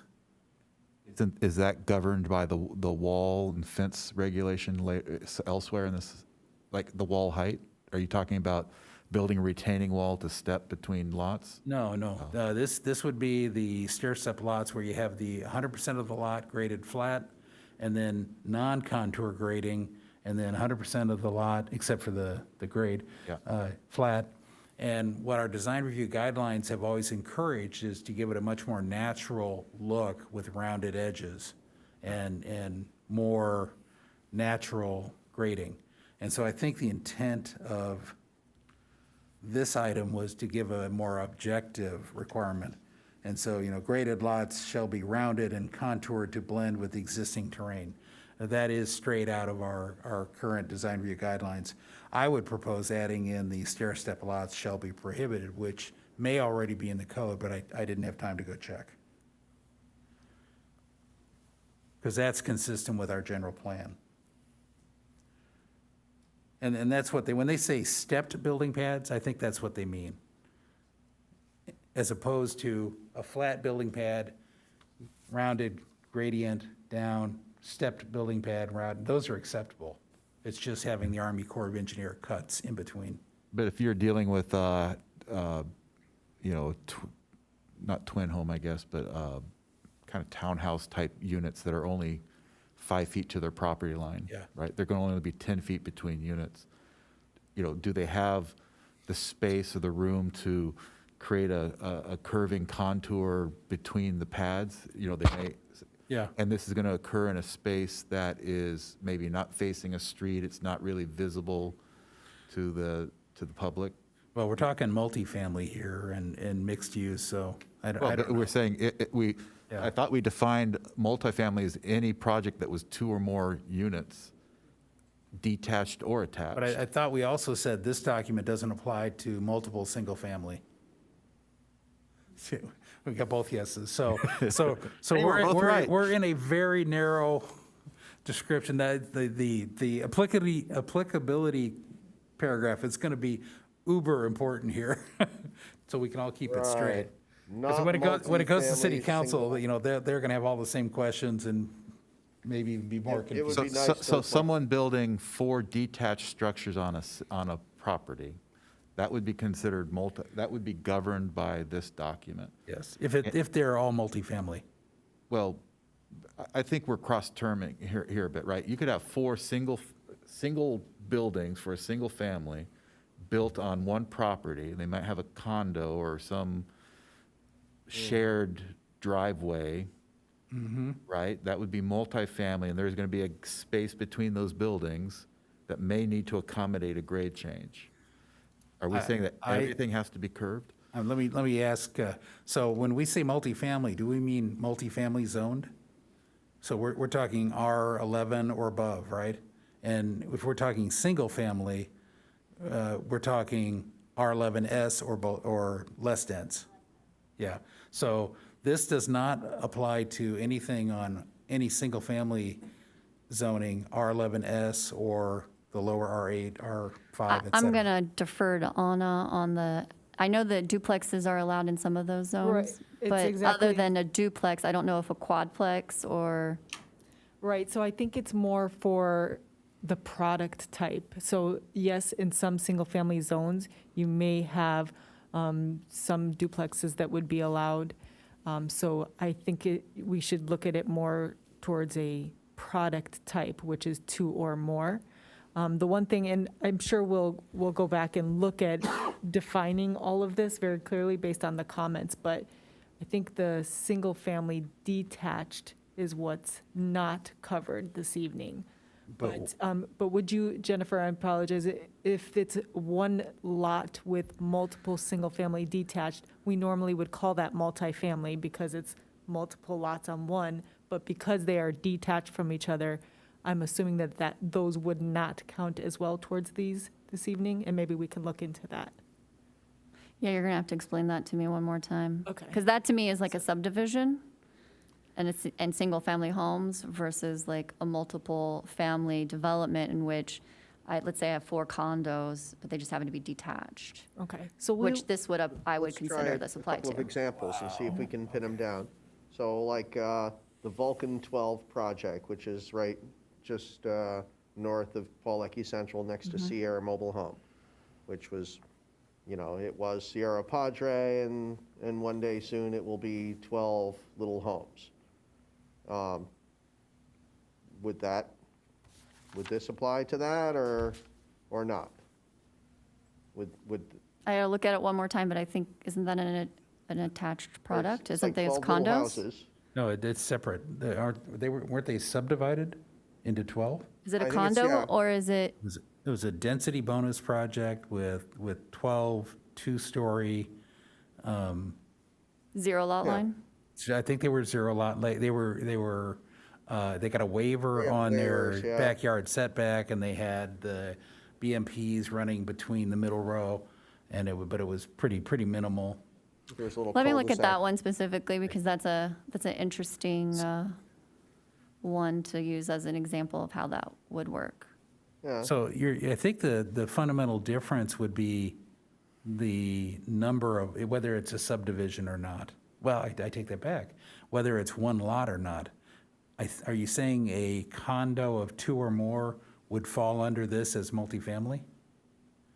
So if I Yes. had a single lot with condo common ownership, that would fall under this, but on the other hand, if I had a subdivision, a single lot being subdivided into 12 or whatever, 2 or more single-family homes, that we're not considering that, even though the Housing Accountability Act applies to that, and they do have to use, so in the case of the single-family going through a subdivision, we would use the old design review guideline, but we could only use the objective out of there.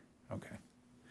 Yes, I need a matrix and, Yeah. I 'cause need I'm- one too. I think when we went through this process and looked at these, we took it from we have a lot of multifamily projects coming through, mixed use. We don't have a lot of guidance on those. And that was the focus. I understand, though, the need for the single-family subdivision developments, and those have specific guidelines that would be different than these because they're individual homes on individual lots. Some of these potentially would apply, so we can look at that. It's the site layout thing, part of it that in my head is I'm thinking about specifically.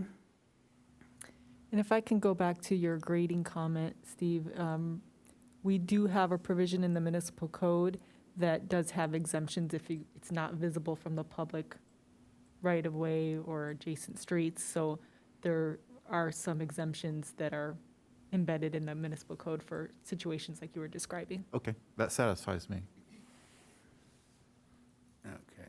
So, does anybody need a break? It's been 2 hours. Take a quick break, or why don't we, 10-minute break, and you want a long break, or? No, can we go Oh. 20 more minutes, like 20 more minutes? Well, I was thinking do a break and then come back and just power through it. Hopefully, we can move forward. I've never seen us power through anything. Well, we're gonna learn. We're gonna learn as a We're group. on page 1. Yeah.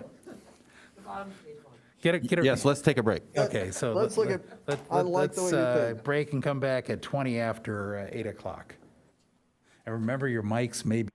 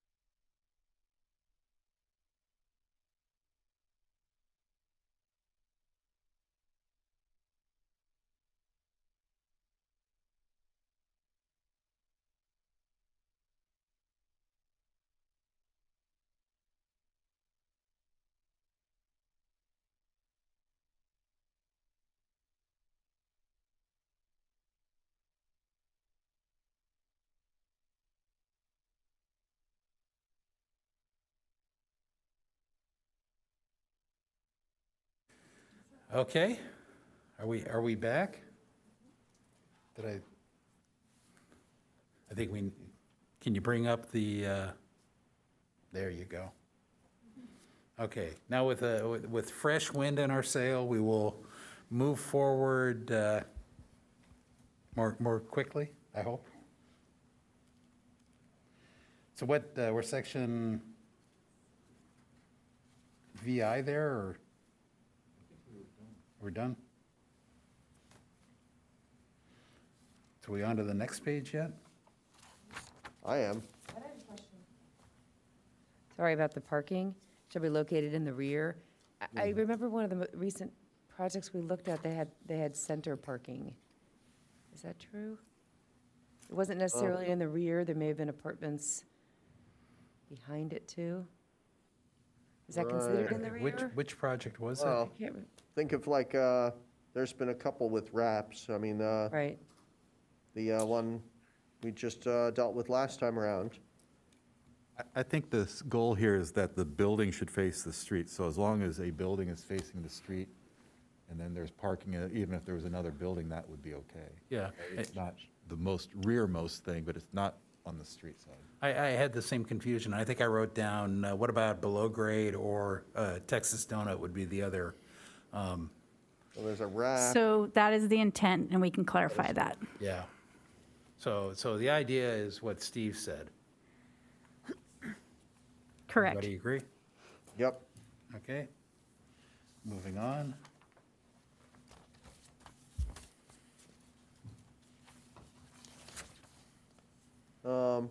Next page, item 3, looking where we talk about projects with controlled entrances, access gates to parking areas shall be located a minimum of 18 feet from the street or back of sidewalk.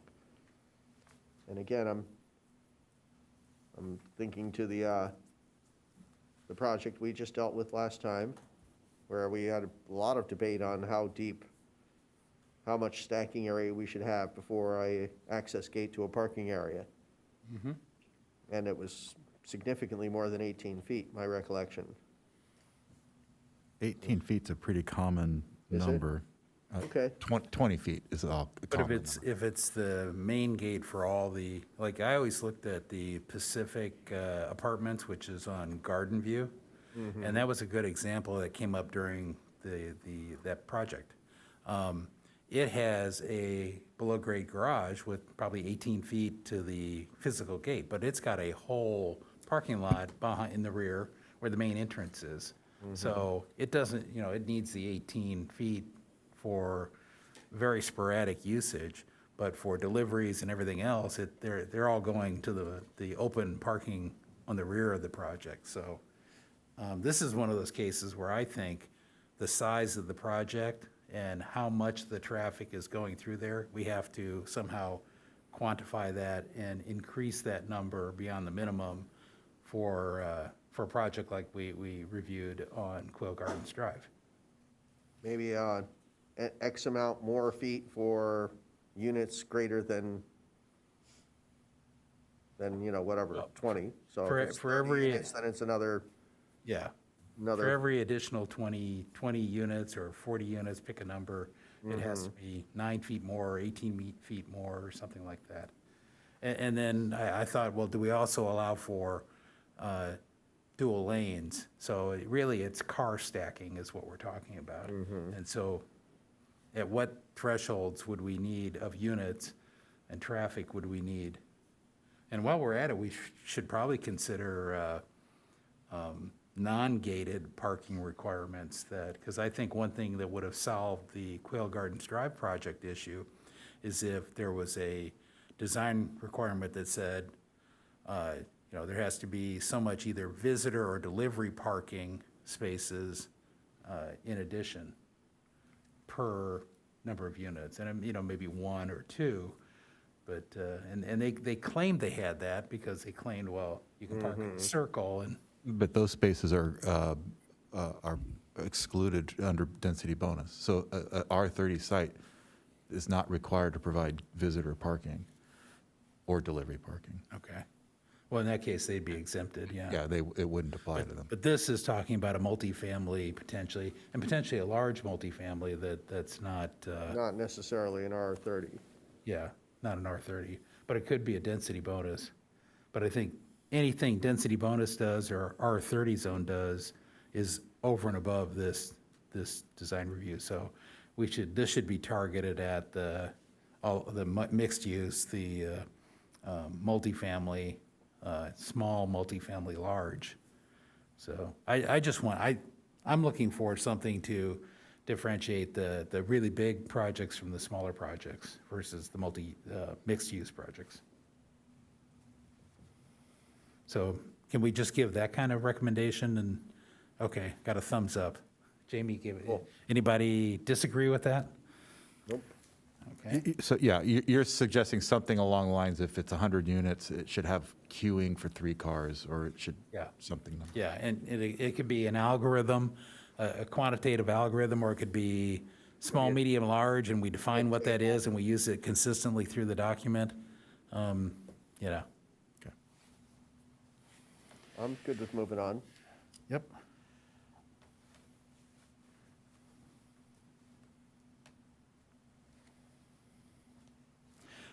Just a minor thing on the loading zone. It says screen from view. I would add screen for noise and view.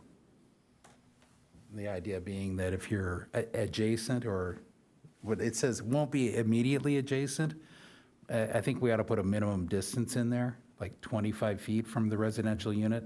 Can you tell me what number you're? Oh, I'm sorry, I'm on V. Loading areas and service areas shall not be located adjacent to residential dwelling units and shall be screened from view. I was just thinking there should be some minimum distance, defined. Is there any requirement for bike rack? I thought there was one a little bit later on, but for like a delivery person that's on a bike? I think that's covered under the bike rack later. I would agree, I wanted to put quantitative in for bike rack too, per unit, the same kind of problem, Can that be a separate item, though? This doesn't seem to be the place for bike racks. Yeah, there is a separate item for bike racks. You could have like a delivery person just delivering a sub sandwich or something, on a bicycle. Especially an electric bike anymore, right? Can I, when they say screened from view, you're screening it from the public view or from the apartments? I think from the residential view was the idea. The residences that you're building, you have to screen your own loading zone from your own residence? And I also question, I guess, it shall not be located adjacent to residential dwelling units or common open space. I mean, there's not going to be a whole lot of other, and it can't impede traffic, your own circulation. So where can it be located? In front of the electric room? I mean, there's to be facetious, there's not a whole lot of other ground floor spaces in a residential project. I don't know, staff, Jamie or Jennifer, you want to, what was the intent of that paragraph? The intent is for the commercial service, that it be separated and isolated from the residential for the view impacts and for noise. But we can dig back into that one and add some additional clarity. Yeah, and I would suggest in a mixed-use project, you're not separating uses in the same way you would a commercial building from a residential building. If you had a single-family lot and next door was a commercial building, we put a fence or a wall because there was never, but when you're building those two things together, there's kind of a accepted norm that there's going to be some interaction between those two uses. So. I think I was thinking more on the horizontal plane, not the vertical plane. Like, So maybe we add that. Would you entertain adding noise to this? And I would entertain taking out common space and saying you're basically isolating the loading dock from the project's residential, and it almost therefore has to be next to common space, and put a minimum separation of 25 feet or something nominal, so that it's isolated by a wall for noise and sight from the residential units. I think you're trying to pack too much. Yeah. In a mixed-use project, it might be a very dense little project with, I'm actually thinking multifamily, mixed use. I think that this is why I think we have to treat mixed use completely this one separately. does start with, for mixed-use projects. Oh, it did. Oh, sorry. Am I reading the wrong one? Sorry. Nope, you're reading the right one. Okay, so for a mixed-use project, we've got something down on Highway 101 in Encinitas. They've got a 100 feet by 100, a 10,000 square foot lot. They've got to fit commercial on the ground floor, whatever parking they have, and units on the second floor. I just don't think you're going to achieve separation, 25 feet between them. You're barely going to fit the loading zone on the site if you have one. I also think we need to clarify this, because I've reading this, shall not be located next to residential dwelling units. And from what I'm hearing is we're referring to the dwelling units in the complex you're building, where quite a few people are going to read this to say, well, it can't be near my dwelling unit on the other side of the property line either. Yeah, I would say when you're introducing residential uses into a mixed-use zone, you're bringing residences into a commercial zone, and you can't negate the commercial activity, right? The commercial activity has to be viable and functional. And if someone is that sensitive to noise or visual plight or whatever, then they need to find an apartment in a garden complex, somewhere else, but not in a mixed-use zone. Yeah.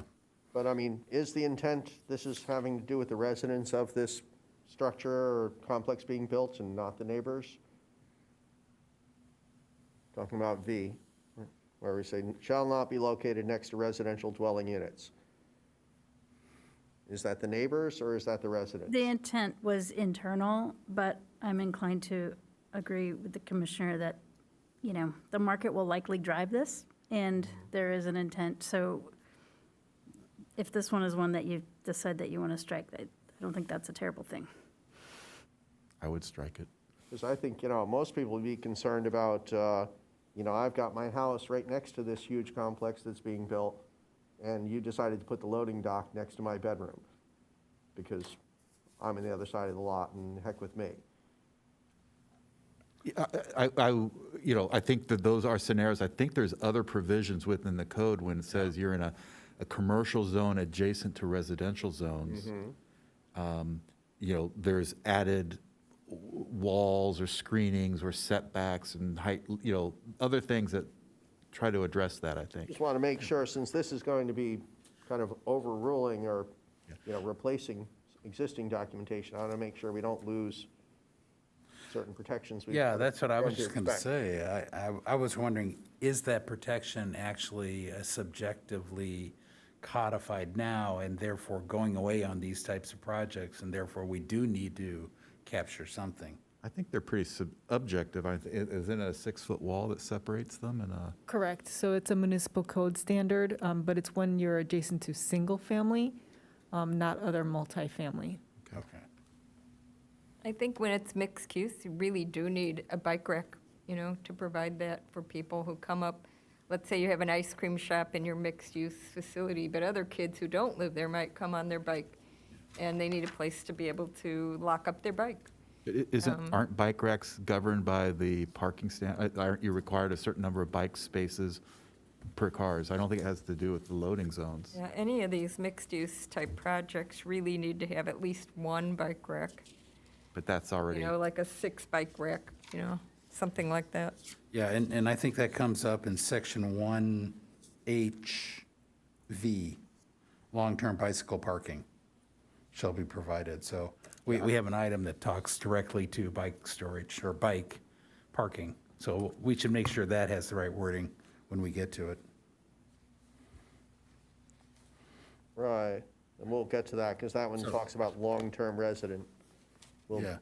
So for the mixed-use projects, do we need, Anna, you were quoting the code today says you have to put a 6-foot wall, or what is it?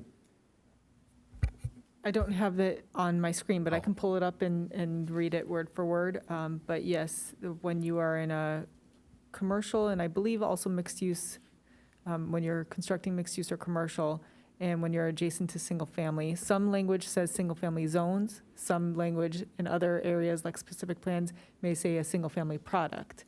So it varies, but there is a provision that a solid wall be required between those two differing uses. Okay. So could the direction to staff be that if it is properly covered in the code, we can strike this section, this paragraph? I'm sorry, I didn't catch your, sorry.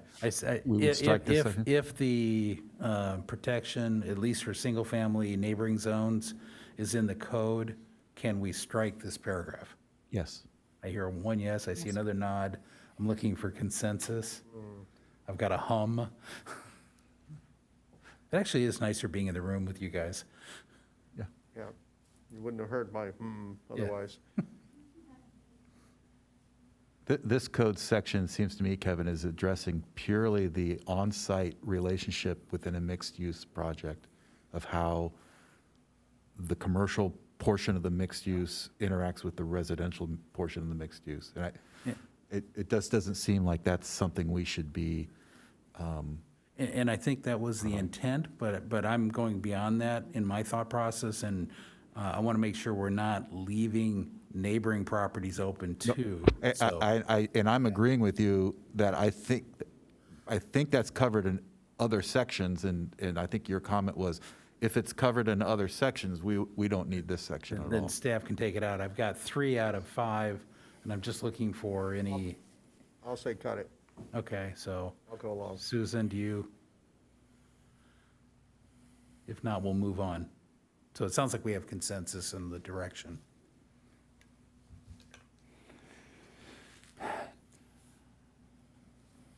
On the next section 6, it measures either from the sidewalk or the street curb. Does that mean if the sidewalk's not there? Is that the intent? Or if the sidewalk is not required.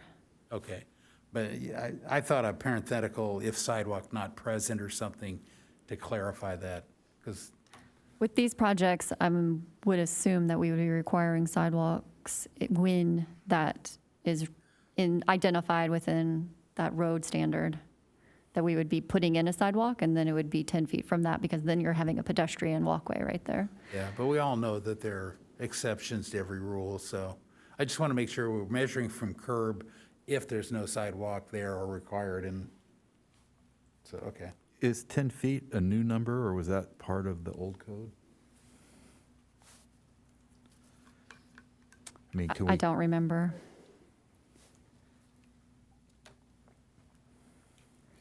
we couldn't screen a car with a 5-foot planter and a shrub?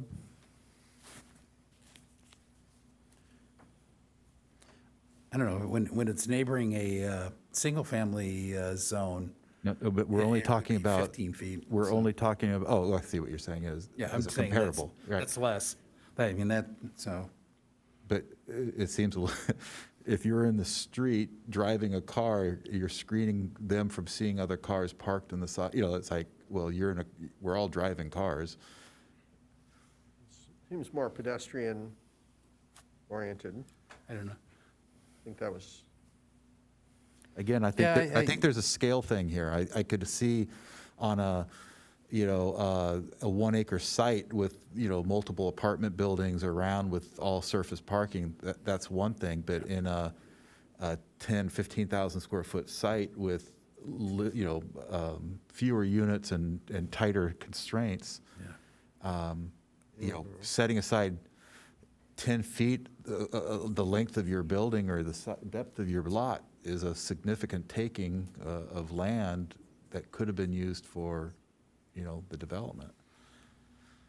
I'd be open for, again, setting up a gradient somehow, minimum 5 feet up to 10 feet, and, have some, the example that pops to my mind is in front of the Verizon store, between it and, there's bushes, that wide, and they're always trimmed exactly to that width. They're just, there's Is this on El Camino Real? on El Camino Real, and, and that's there to screen the parking lot.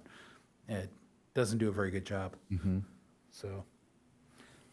But again, I think the reoccurring theme is, it's not a one-size-fits-all requirement. This is an area where it's not a point system, it's probably somehow A table of some sort, perhaps? table, whether it's mixed, it's parking. Would it be enough to say that the parking should be screened from view? If they could demonstrate that they can achieve the screening and, I think then you get into the problem like outside the Verizon store, where one person's idea of a screen really is minimalistic Right. and non-existent. And, Then we're having a very subjective argument. yeah, we have to quantify it somewhere. It sure seems like, yeah, but setting aside 10 feet doesn't really guarantee that you're going to screen the cars, right? They can take 10 feet and plant, Well, You know, 3-foot tall shrubs, basically. yeah, I thought I thought this is where they did, Let's say a yeah, minimum. whichever is greater and and then a minimum they of fail 3 to foot. water them and they, there's all sorts of things. It just means Yeah. that 10 feet really is not going to guarantee. No, but it does say a minimum of 3 feet in height. Yeah. So it does cover that. So I'm in the camp that I agree, 10 feet is probably excessive. But I think it should be graded to the size of the project, because a bigger project can't afford to put that greater buffer and give a softer appearance to the street side, so. I would agree. Yeah. I think Plus it- getting trees to grow in, trees to grow in 3 feet that's pretty small. Yeah, I'm they picturing don't do well. 5, 10, 15, 20, and depending on the size, a table. I would accept a recommendation from staff if they could Yeah. tablify this. Everybody agree with that? Seeing nods, yes, okay. I have an issue with 7. Okay. Parking structures shall not be visible from the street. It's just so easy to take a glimpse of something. And, I agree that they don't want to be the primary thing. They shouldn't be street front and things like that. But Yeah. someone can argue that by any obscure angle I see behind your building and I can see your garage, I agree. that would be out of compliance. Well, it seems almost like they're specifying a wrap. The public-facing elevations shall be lined with residential uses on all levels or commercial uses on the ground floor when allowed. I had a question for staff. It's a wrap. Could you use a solid wall that's not like an open parking garage in lieu of putting a residential unit right there? Could that be considered a screen or a screening wall? And I'll give you an example. Again, I'm going back to Pacific Apartments on Garden View. That's got the underground parking. Would that meet this criteria, or would that fail? You're talking about on that main street where you can see into the garage? Right. That would not be allowed under this. Okay, yeah, see, I think I have a problem. It's kind of what Steve's getting to. This is too extreme. But let's take a different case. What if you could get the ventilation to work and you put a solid wall there that looked like part of the whole structure, maybe even put some decorative, break up the monotonous of the length and whatnot, so put whatever relief you need, but it looks more like part of the structure and doesn't scream parking garage to you. Would that meet the intent of what's going on here? It's, what is it that the planning commission would like to see? I think we don't want to see blank walls, right? Yeah. And a lot of parking structures are constructed in a way that you can really only plant things on or break them up slightly because of the construction. So how do we get, or do we want to incentivize or direct people to try to get more residences on the street facing? Or do we want to allow parking structures on that street facing? I'm thinking the other Garden View apartments, the senior ones that you talked about, their access is on, but you can't see any of the other part of the parking structure. It's tucked back and under. Yeah, which one? The senior one on Garden View, Oh, yeah. you know, you see the entry and you go in, there's a little bit you can see, but it's not the primary facade. Is Go in and under. What's that? That's on Cantabria? Or Cantabria, sorry. Yeah. Garden View and You Cantabria. know so the Cantabria when you're dropping down? I Is think the I parking follow. underneath there, or is it just the side lot? I was under the impression it tucked back underneath. Does it? W- Is would it that- only the Didn't side? think it did. Would that be disallowed under the rule that says the parking can't be, it has to be in the rear of the building? Meaning, if you're on top of the, I agree that a sidewalk is you get to walk beside, in front of a long garage with units above it, it's a miserable planning device, right, or urbanistic. But if you have a garage that's 50 feet back or, 100 feet back in the property, serving property that has other buildings that face the street, but you can see it, from some, around the building, that doesn't seem to be an issue to me.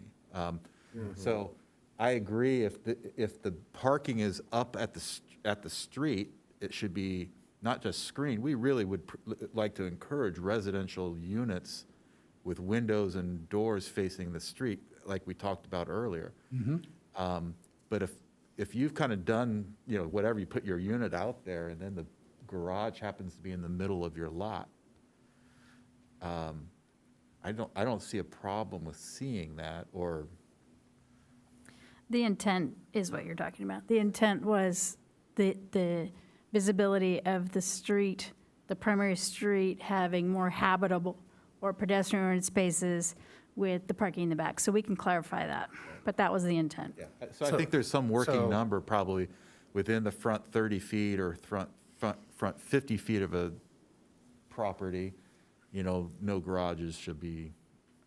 So let's talk about the Pacific Apartments on Garden View, where you've got the street front has got just, 2-3 mixed-use storefronts. Yeah. And then the rest of the project, almost 100% wrapped by open garage. Terrible. Terrible, okay, good. So we want to disallow that with this, which I think it does. No, let's go back up the hill to the Used to be, Cantabria. The Cantabria development. I don't think that has parking underneath. My recollection when I visited somebody there is it's an open courtyard on the interior that you access from the side-loaded parking lot. And it's a surface side-loaded parking lot. And it's underparked, and the argument back when that was approved was it's a senior facility and therefore they don't need cars. So, You're talking about the street level parking lot on the end? yeah, on, Actually a garage. there is a garage there. they've done How a do you- wonderful job of it. How do you access it? Yeah, I haven't even seen it then, yeah. Apparently not visible from the street. Yeah, as you drive, and then there's the garage entry, and then you see the main facade and the primary entry. Okay, is the garage on the Downhill side. downhill side? Thank you. It's just past the guest visitor parking that you're talking Oh, about. okay. You are Okay, great. resident So, park at the gate. so that, is it all subterranean, or is it opened, or is it screened? Been, but it's dark, I mean, I can't see in. Okay. So I think we're on the same page, though. I think we want to encourage buildings, Sorry, my thing's. people build, habitable building spaces to front our streets. Yeah, front, Wanna- first floor, street frontage, we want to be not parking, not obvious parking or blank wall. So there's our challenge, right? I mean, at some point, you may see the garage, or there's some exclusion for an entryway here. Yeah. But if they could get 75% of the frontage with apartments, but there was, a smaller, 25% of garage? Yeah. Well, the Sunshine Gardens project that we approved, the parking structure was actually 1 story higher, correct? So would you be able to see that parking structure since it's, or do you think you Yeah, would not? technically, it's 1 story higher, but it's got more to do with how the basement story of the parking Right. structure was defined. There's cars on top that it wasn't considered a story, but if you park at the top level, then it's not covered parking.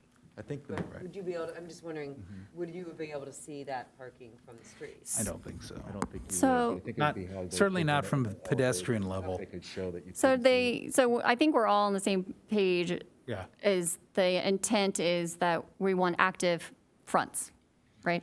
So if we just remove just the part that says not visible from the street, because we do have that other section, and we do follow it up with that second sentence, that all public-facing elevations shall be lined with residential uses or commercial uses.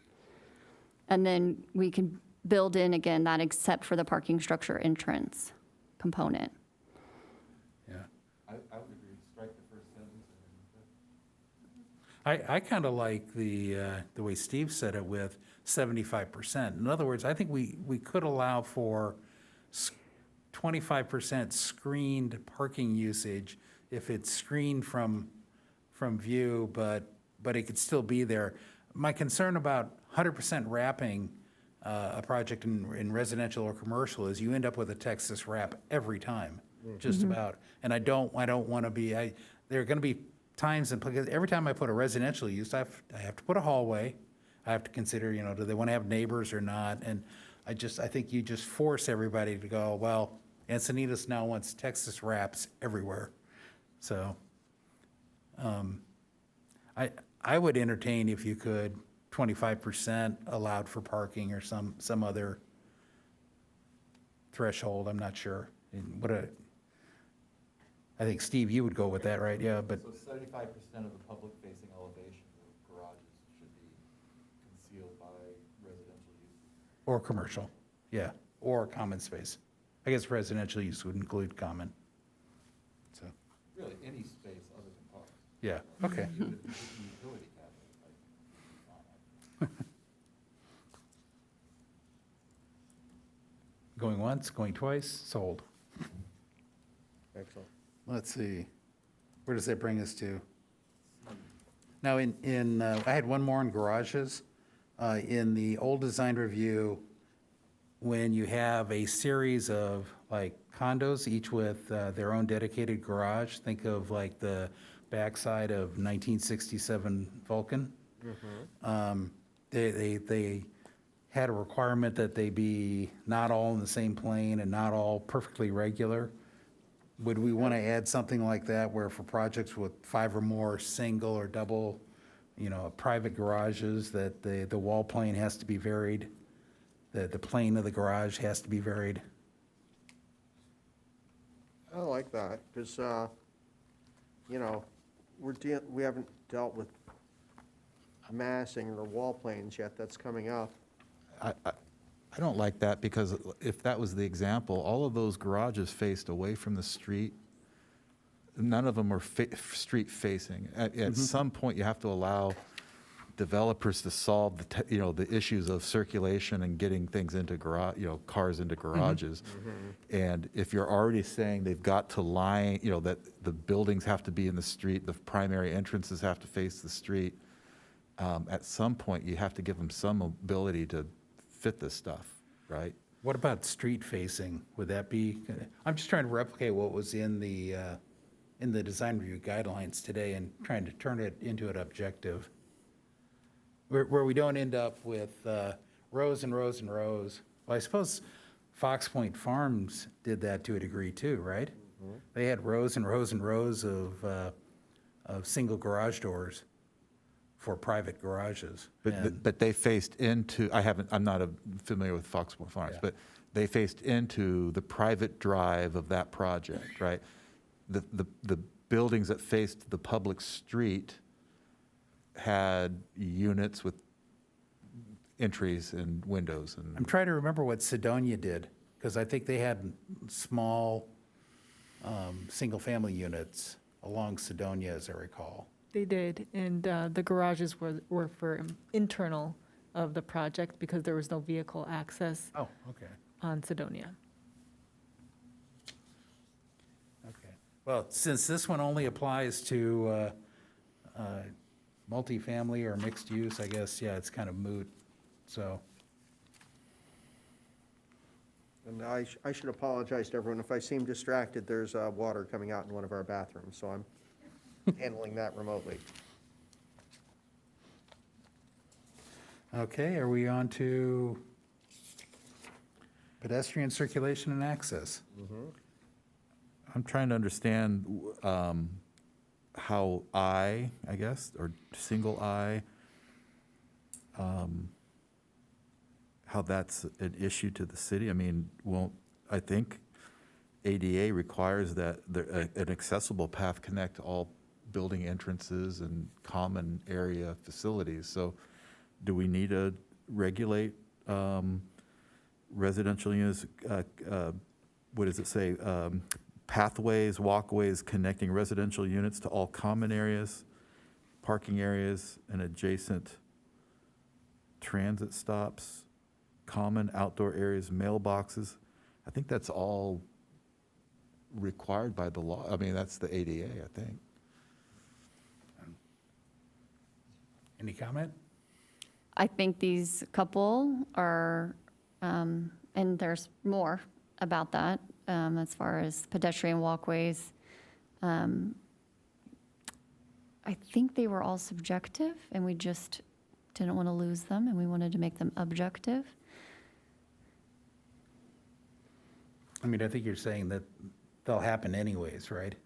I think they'll happen anyway because of that law, but I'm also thinking you're not going to build a building and not connect your parking lot to the apartment entry, right? Or not allow them to get out to the sidewalk.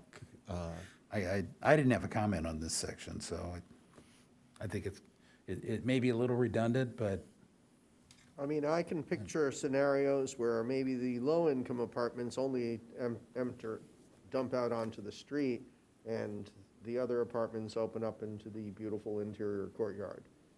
And could be that there should be access from those apartments to that interior courtyard, but perhaps there's not.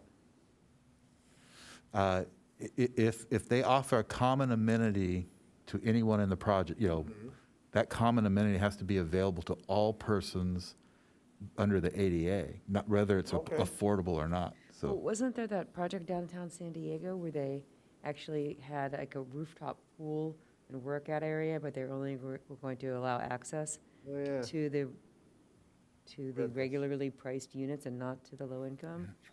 and there was a There was a huge lawsuit? lawsuit. And they lost, right? But there As I there- recall. They did, but Yeah. I think that's a good point.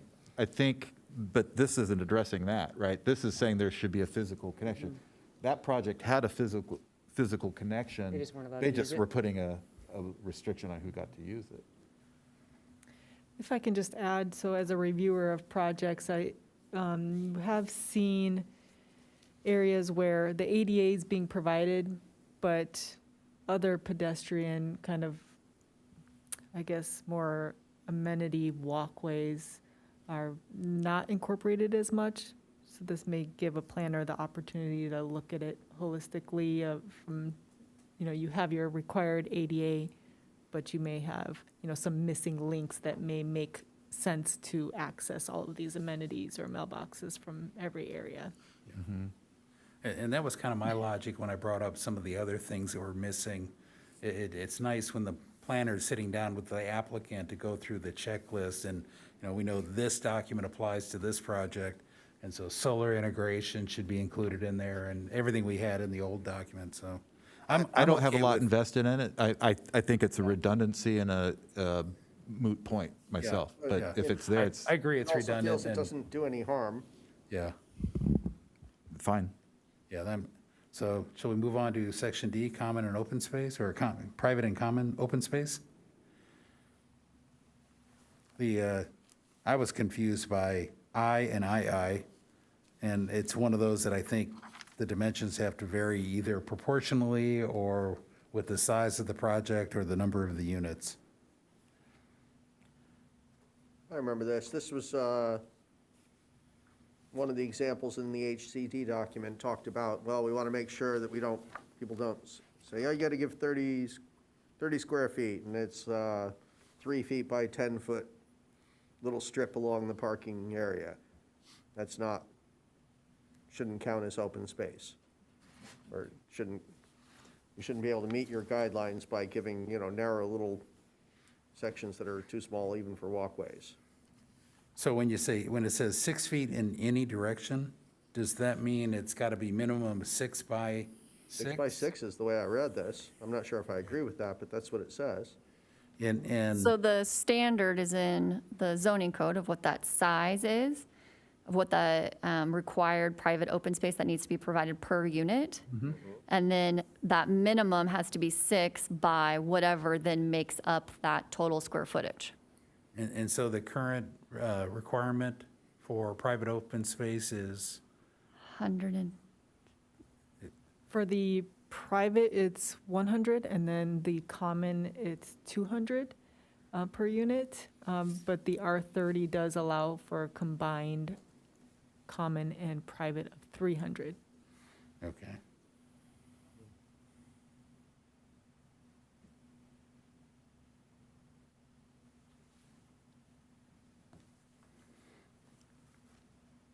So any questions, comments on the 6 feet or the common open space? That seems like that might vary with the size of the project. The But I 15 guess we're foot just saying it's, anytime you do it, it's 15 by 15 or 225 square feet, right? Right. A lot of people are going to read this, though, and say, oh, look, it only needs 36 square feet. Well, no, you still have the 200 square feet per unit, correct? Yeah. But as you pointed out, that's in another document. which we reference at the very beginning of this. Yeah. Okay. And the good news is it's a very quantitative requirement in that other document, so. We're trying to make sure that we're taking into consideration existing zoning standards, such as this is how much private open space you have to provide, and then we're giving it a little bit more guidance on that design standard of how it's going to look and how lay out.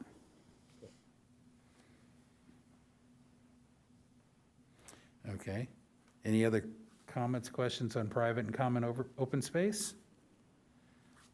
Moving on to landscape.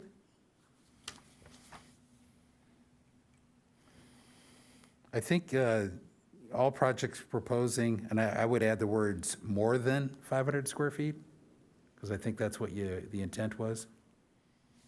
Or more than, more than that, or 2,500 square feet of rehabilitated landscape. And this is the one where I said point system.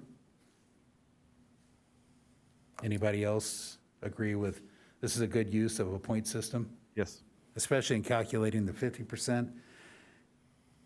And then another comment I had was the Mediterranean drought tolerant. That's not what we've been putting in our conditions. We've only been saying 50% California, Southern California native, and we even talked about potentially having a better definition of what that meant. I think you also had a little element we've been putting in there. It's not 50%. There's 50% by area. Well, now we would say 50% by points. Okay. And that way, you get so many points for 1 gallon, so many for 2, et cetera, up to probably 36-inch box. And then you'd have to balance it and meet the overall landscaping point system. Cool. And half of it would have to be California native, Southern California native. And do we need to define what is meant by Southern California native? Because I was thinking it'd be something like plants endemic to Southern California within 100 miles of the coast, from Santa Barbara to Baja. It's a tricky one. I took a tour years ago up when it was still Quail Gardens, and it had a really good dose, and we went out onto one of these walkways, and it says, look at all this low-level scrub. There's nothing down there is taller than 8 feet. And it says, this is what's native. If anyone says they want pure native for this region, you're looking at it. So if it's a tree that you can get shade under, it's not native. Oh, that's not true. Well, it's not. I know he was exaggerating, but still, it's low, scrubby, thorny stuff. But not 100%. No. It's sycamores, it's, Yeah. yeah. I mean, I just want to make sure that, Coastal live Goose, oak. our sycamore is natural and native to that 100, how about, Monterey cypress? How about coastal live oak? Torrey pines? Torrey pines, of course. you know, I Coastal don't live know oak enough, is. I don't know enough about landscaping or different individual plant species to. Well, you know, that's I might why, agree to something that would like eliminate trees that I know should be here, at least I feel should be here. how about eucalyptus? Well, I love eucalyptus. I know Yeah. they come from Australia, but, To me, that's the purpose of the 50%. yep, The other 50% can be whatever you want.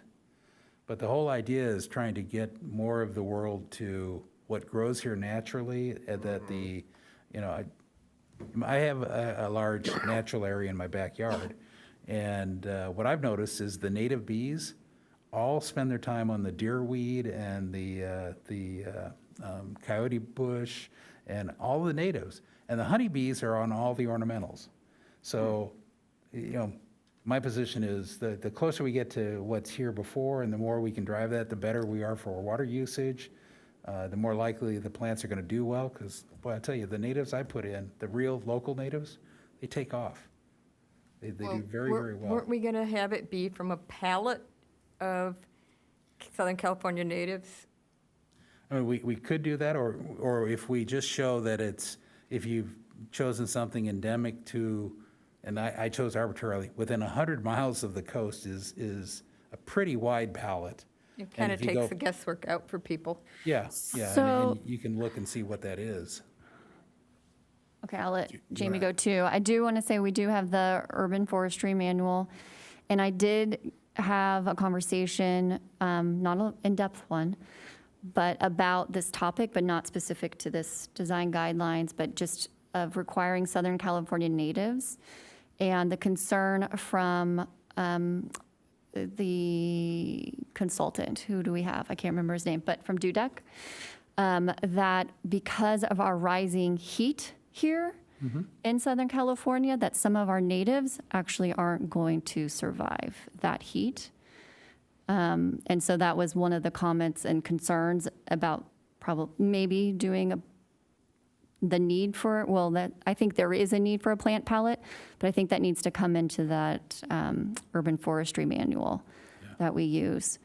I did notice that a lot of the specific plans also have specific plant palettes, and I know we did an amendment when I started here for the downtown that we worked on specifically to incorporate flowering plants and other components. But as always, native and drought tolerant and non-invasive species are also key because we are a coastal community. So I just wanted to lay that out there. Well, and what I'm proposing would not limit the plant palette. It would actually open it up, because to get to biodiversity, it's kind of hard to limit it to what typically the lists I've seen are 200 native local plants, maybe 300, not many more. And, you know, why, if you could show that they are native here already, and it aligns with where we're going. We want more native plants. It's the lowest, you know, water usage. It's what grows here in our soil the best. So I don't know that we're going to, as part of this exercise, put the plant palette in there, but I would eliminate on the 50% that we're defining as native, I would eliminate Mediterranean.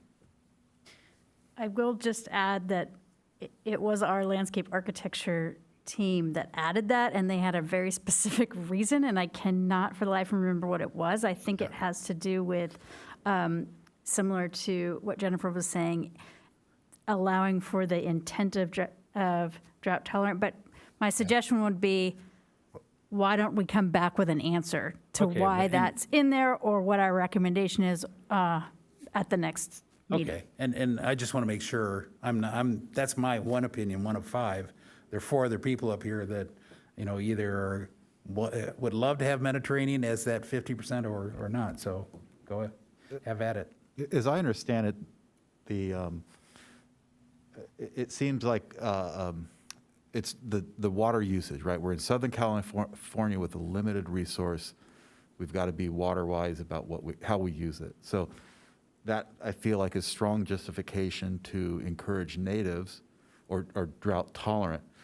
But when we start to specify that it has to be from within a very narrow, like a certain region, or it can't be from, goes beyond drought tolerant, I feel like you're starting to dictate someone's aesthetic, and someone may like a canary palm. I'm not a landscape guy, so I don't know the right But we're not, plants, but okay, it's not the whole thing either, though, right? We're just saying one segment needs yeah, to but our be. concern is the uses of water. My concern would be how much water we're using.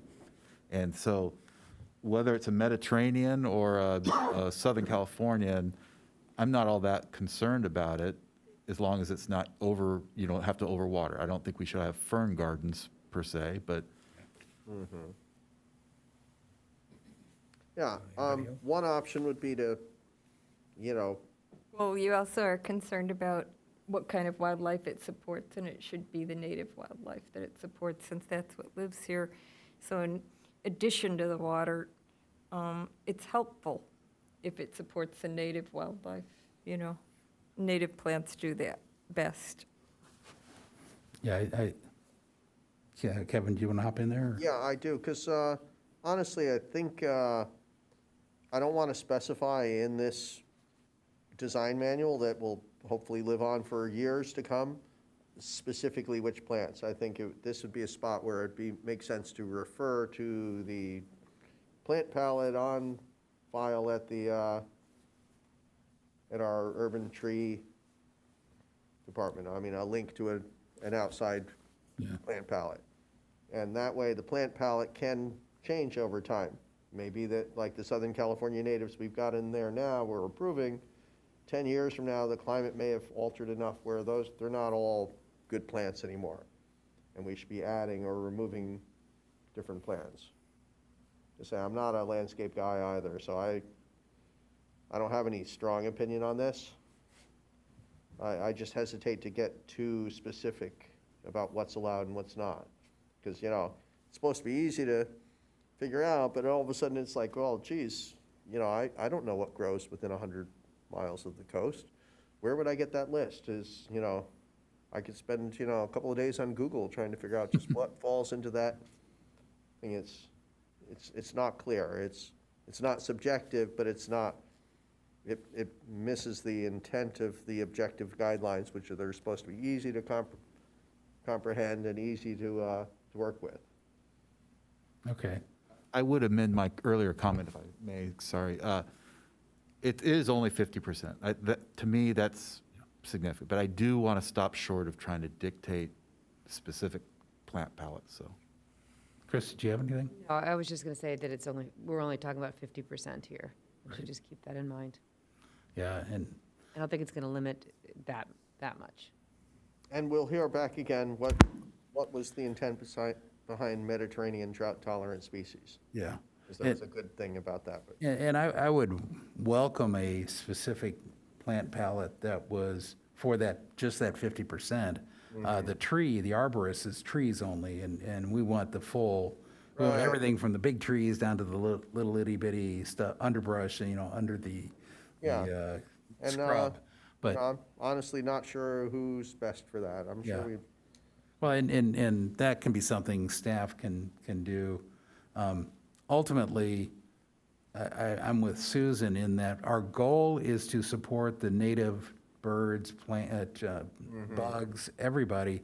And every day we develop something, we tear out more coastal sage scrub, we tear out more live oaks, we tear out, you know, and so the idea in my mind was not just drought tolerant, was not just save water. It is to try and keep some portion of the native plant species represented throughout here. And it is a pretty wide, in my opinion, because I've been spending 20-some years in my backyard, 30 years, replicating it and growing it and actually taking out the ornamentals.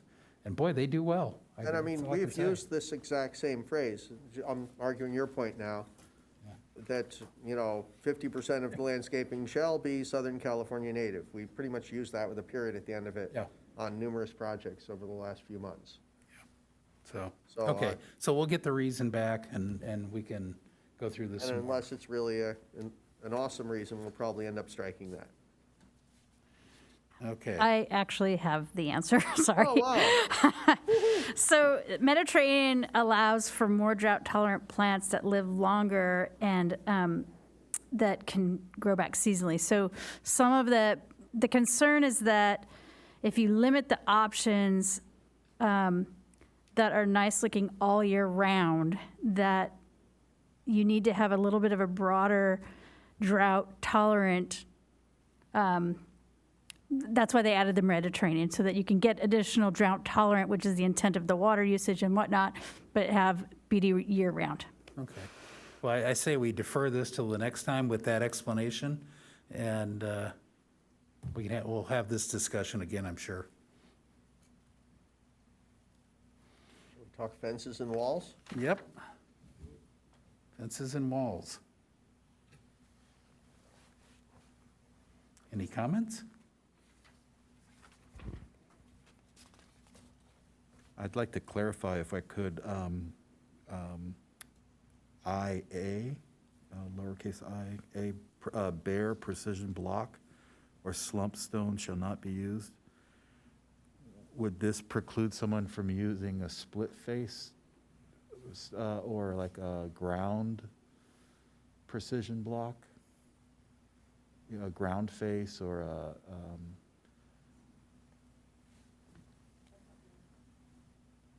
No, that's not the intent.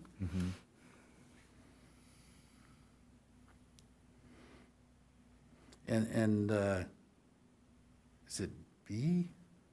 Oh. Yeah, unless approved through a design review? That seems like a little bit of circular logic here. What's the criteria? What's the objective criteria in B? The objective is that it's not permitted, and we can leave it as a period, because in the beginning, it'll say any variation from these objective design standards are subject to design review. But I thought the whole idea of what we're doing here is substituting a design review and putting in objective standards. And what is the objective standard that I would use during that design review to permit a chain link fence? It's not, and it's supposed to be just a period, that they're not permitted, period. Oh, okay. Well, So It's- strike unless. It's something that, yeah, Yeah, it was myself, I carried it over from one of the specific plans. okay.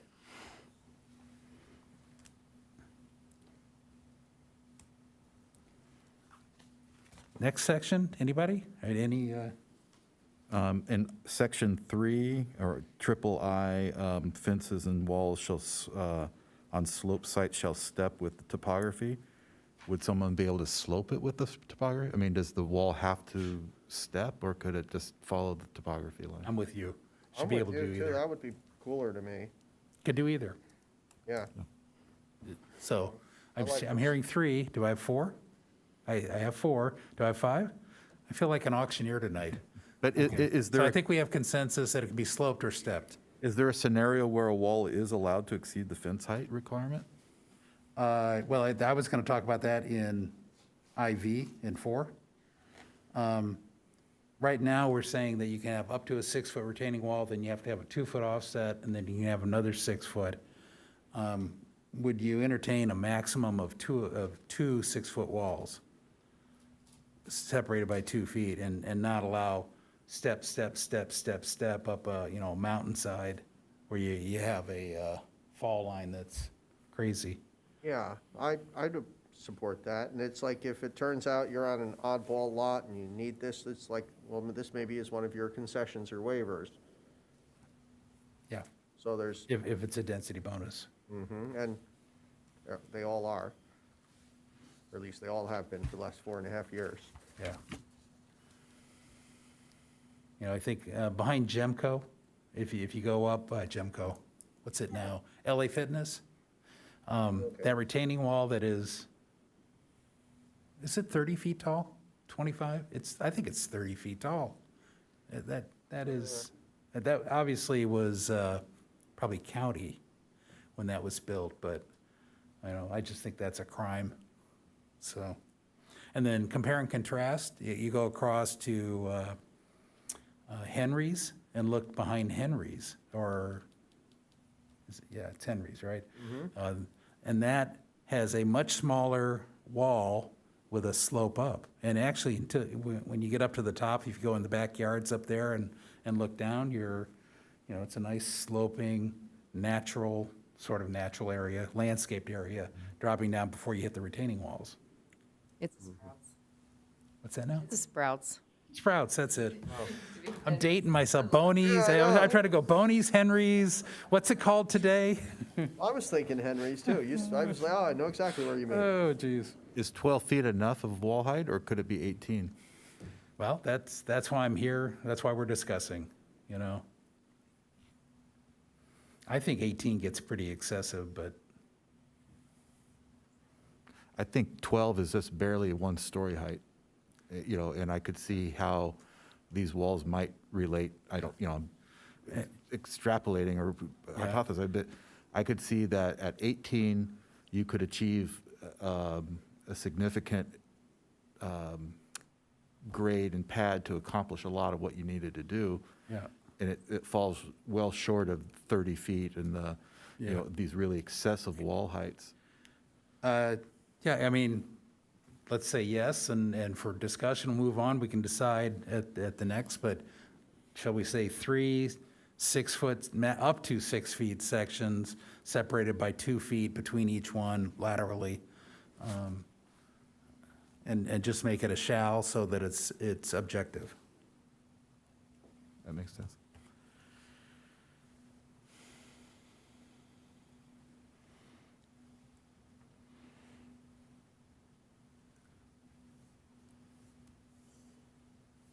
I was confused by 6. Yeah. I'm just trying to wrap my head around it again now.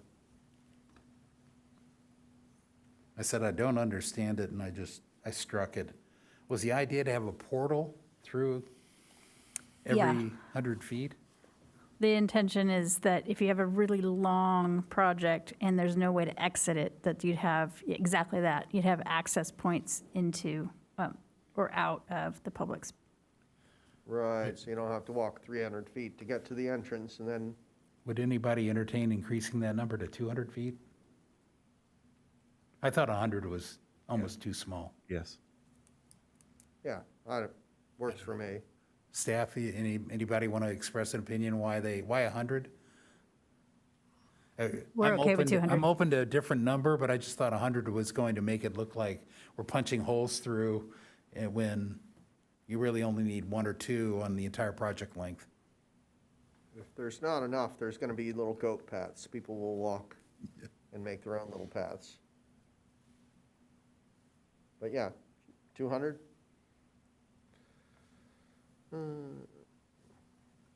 We can just say a minimum of 1.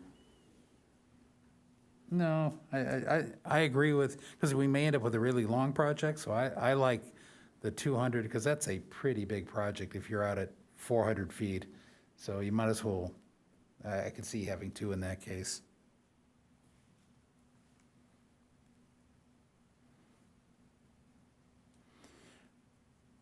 In the lighting, are we on to lighting yet? Yep, that's what I'm looking Okay. at. Is there a requirement somewhere else to block or shade all light to keep the light from projecting off beyond the project boundary? Is that actually a code somewhere? I think we do a illumination, I forget the term of it, a foot candle projection that shows you what the light level is at the boundary line. But I'm trying to think, there's a code that drives the need for that, and it has some wording into it. And I don't remember whether it was in design review that we're now reworking here, or whether it was some other code somewhere. Remember, we discussed this, I think it was the Belmont project, the elder care facility at Strawberry Fields, Yeah. where we were concerned about the lights shining out into the lagoon area and disrupting light. Yeah, and that, I think, was driven out of a CEQA requirement, right? As a mitigation against light. But I'm trying to think of what ordinance controls light emanating beyond the boundary. Is it in the municipal code that's listed there? Yeah, I just can't remember I don't exactly know. what the language is, and I think Anna may be looking it up. So I could throw out, my concern is just that the lighting shall be blocked or shaded to preclude light from shining beyond the limits of the project boundary. If that's already in code somewhere, It's, great. well, it says right here on I is light trespass within and beyond the project site. So light trespass is what you're referencing. Okay. And is there some threshold on what is too much light, what's enough, too little light? That's what I was trying to check to see. I think it's in the code Yes. that you're looking at, has the actual numbers. Right, so in our performance standards thresholds for lighting, it says, for residential lighting standards, the following shall apply to all residential and commercial zones. All light sources shall be shielded in such a manner that the light is directed away from streets or adjoining properties. And as far as, let's see here, as the commissioner was noting, there are foot candle requirements at property lines. Okay. So yes. So that's in the code section. So I'm good. No change. H?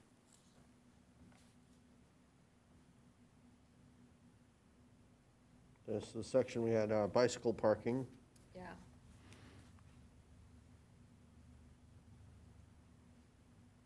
So multifamily, IV is multifamily and mixed-use projects of 20 or more units shall provide short-term parking, bicycle parking in the form of racks. And then next one is long-term. So which section are you on? We're in section yeah. H, ancillary structures, Yeah. and it then jumps down to sections 4 and 5. Okay. So I think, Susan, the question is, does that capture what you were looking for with minimum bicycle parking? I think it looks pretty good. Okay, good. Is it important that they be designed in materials, colors, and details to match the building design? What if the architect wanted to, make them visibly, call attention to them to highlight their sustainability and their accessibility, that they're there, and they buy a prefabricated little bike hut, and they want to put it out there? Do we care? I don't. I don't, and I'm with you there, because, Yeah.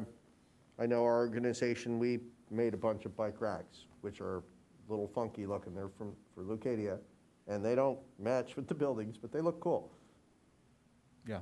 So I think I can see where it came from. We've used that language a lot in the past, but I think we don't need to specify. I'm good with that. So I got 1, 2, 3. Do I have 4 and 5? I got 4. Is it okay if the materials differ, Susan? Of the bike rack? we're talking about that sentence she's got highlighted. Yeah. Should we just axe it? I think it's okay, because if they need additional units, they might, for example, buy something else. Yeah. But this is a good start. I Yeah. would say it's headed in the right direction. Yeah, and I think, I like Steve's argument that you may want to do something unique, or what Kevin said. They did something unique, and it was actually better, so. Yeah, you can have a lot of fun in terms of urban landscapes with bicycle racks. Okay. Moving on to, are we on to big section 2? Building design objective standards.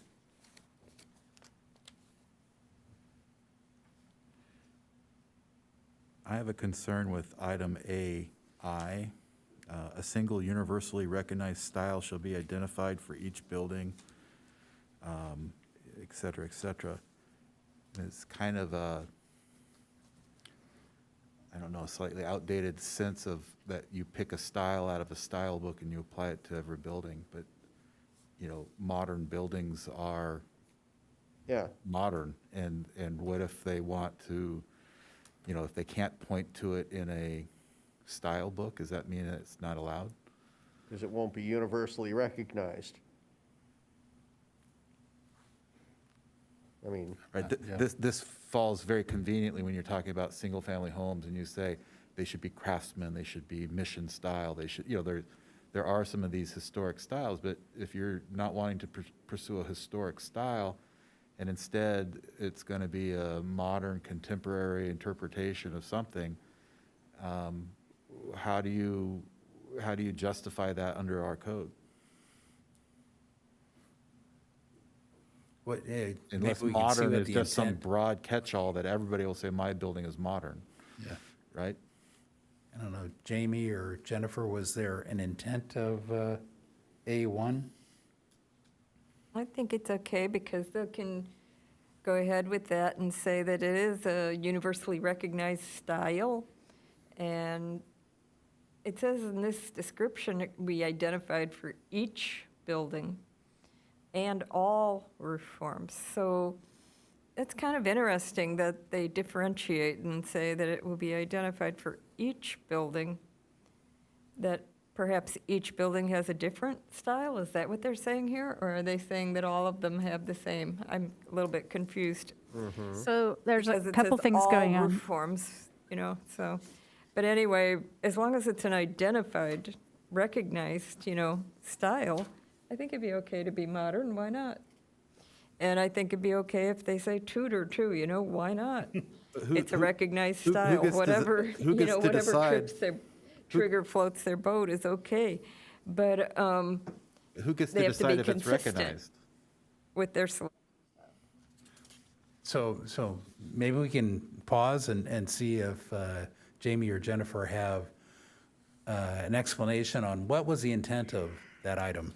The intent is that the articulation and the detail matches the forms so that you have some uniformity. There are some unsophisticated designers that sort of tack on different elements or things that are reflecting different styles.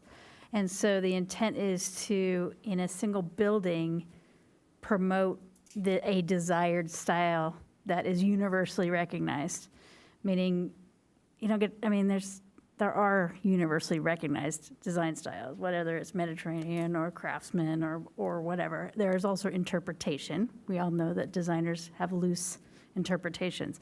But the idea is so that you don't end up with a building that has elements that are inconsistent with the forms and the style intended for the building.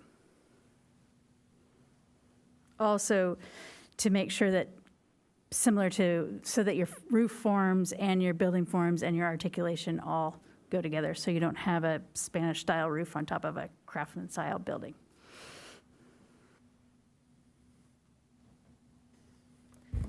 I just think that's a very difficult thing to police. There are just going to be bad designers that don't get the sense of proportion in a window, and we can't sit here and, we could never create the document that told them every window proportion and every material combo that would work. And when we say it's a universally recognized style, that leads anybody doing anything, quote, avant-garde or slightly forward of the mainstream, would we claim that that wasn't universally recognized? And then, who determines what is consistent for an untried modern style? What's a consistent color or window or architectural? I just find it's a very, pattern book kind of approach, which. So I went through Section 5 architecture guidelines, and I can't find an equivalent in there in our current design guidelines that we could, today on a project that's not under the Housing Accountability Act, that we could use to deny. So I think we're not denying on it today. I'm with you, Steve. I think I could strike this one without losing anything Does each project have a design review as part of the approval process? A part of approval process, will they be design reviewed?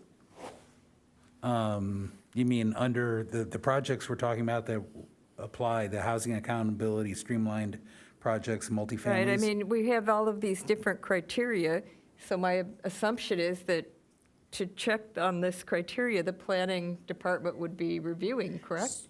Yeah.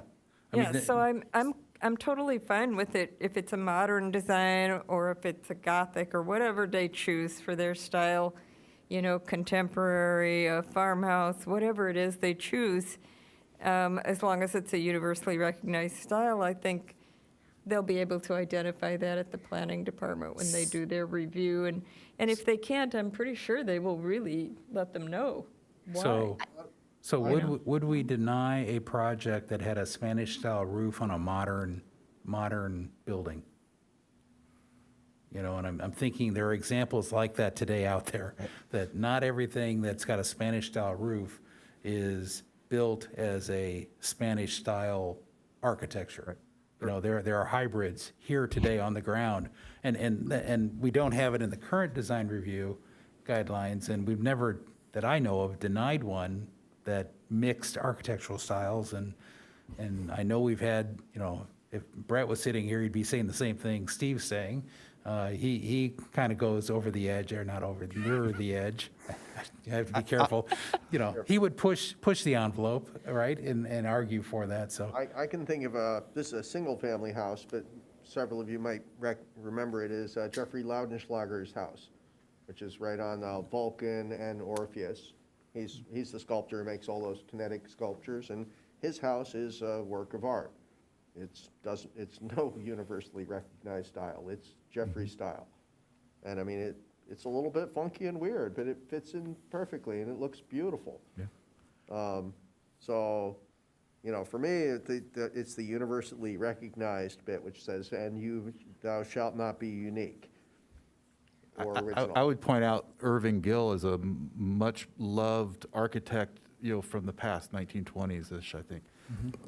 Did a lot of work in La Jolla, but you wouldn't be able to classify his work as mission or, I mean, he was taking modern form and putting a red tile roof on it, so it was kind of contextual with mission, but there was none of the ornamentation that you'd find in a mission style. So anyway, there are examples even now that we would consider historic, right? We'd emulate Irving Gill and people would applaud you for it, but you couldn't find his defined as a universal design. I mean, my house is a Monterey style, and a Monterey style, by definition, is a East Coast salt box with Spanish style roof. It's precisely the hybrid that occurred in the 20s that this wouldn't allow that hybrid going forward, so. We'd like them all to be 50% native too, please.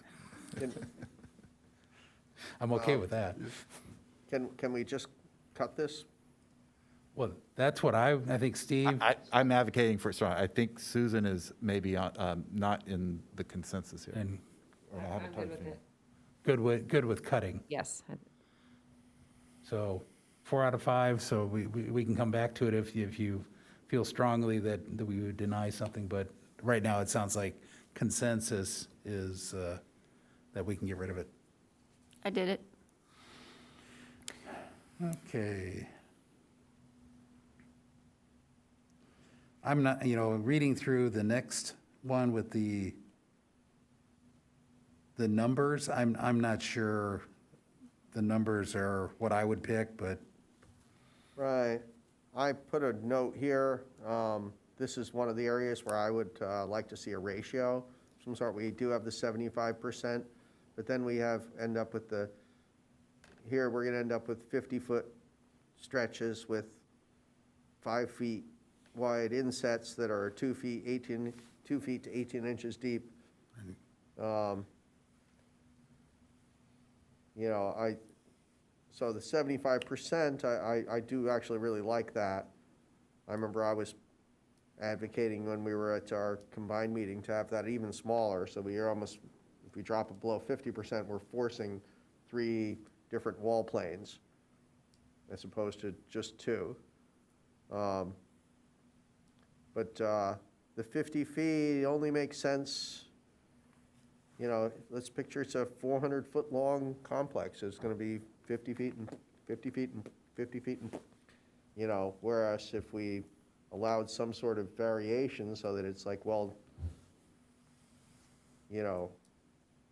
I'm not sure exactly how to phrase this. Well, I think there's a proportion, so my direction would be proportionality, so that large projects have more requirement for, you know, and I don't know if I could think of a point system to do it with, I'd do it with a point system that I think was flexible. I know. But, you know, I don't know the details here and now tonight on how to do it, but I don't think I like the way it's written here. Yeah, I mean, I it's, think it's one size fits all.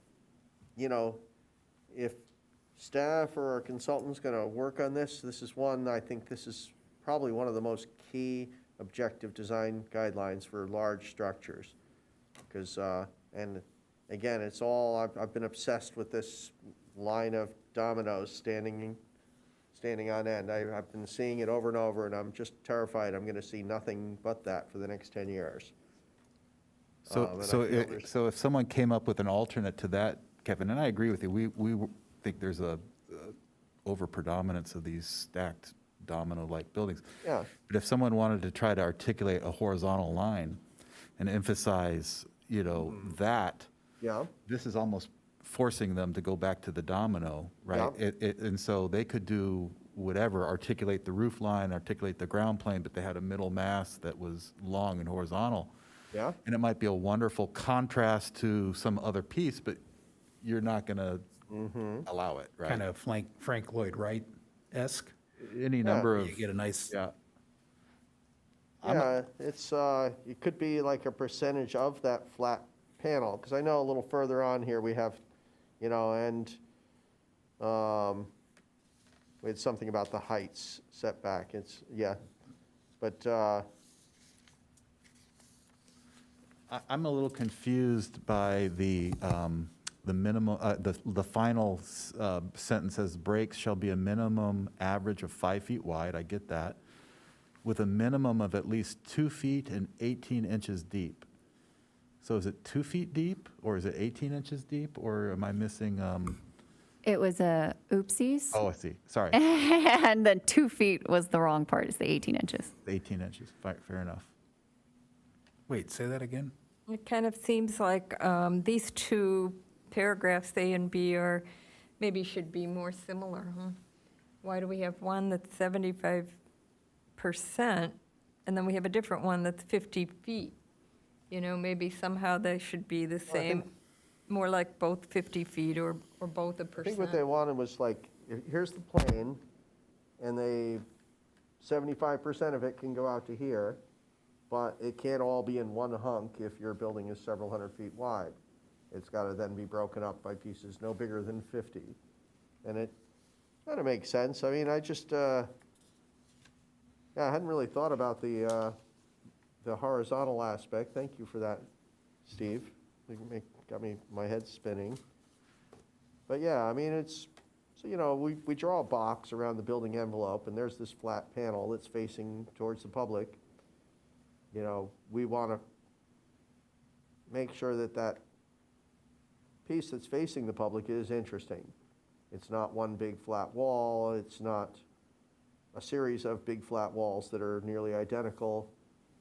You know, or maybe it is, maybe they want to do like zigzags, maybe they want to, carve it up. Maybe no more than 75% of that wall plane should actually make it to the street, and you can cut into it any way you want.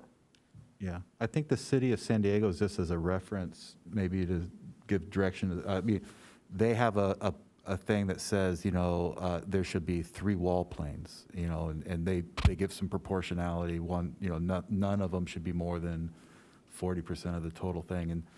And you could combine those wall planes in any combination that you. Oh, I like that. See, think, That's, I would play off of what Bruce was saying a little earlier, is I feel like if there was a single building 50 feet, 60 feet wide, I think that's a small enough module within the urban fabric that it doesn't need offsets in the way that this is describing. But it's a much different thing if you're talking about a 350-foot long building, then these offsets become more important, kind of replicating the small lot development within Encinitas, right? So The one here that says 75%, it would be, even if you only had a 25-foot wide wall, 75% of it would have to offset, which I would say at a narrow dimension, there is no need for the offset.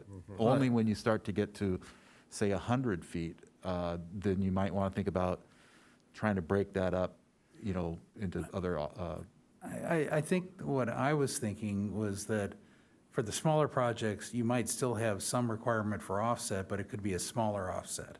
And I still think at a 60-foot wide project, you still are presenting a big blank wall, and you don't want to do that. We want to have either, and whether it's a point system or whatever method we use, that it says it has color articulation, plane articulation, material articulation, and perhaps there's a way to combine them in a point system that says, we've broken it up or made it look, and then it could be horizontal or vertical.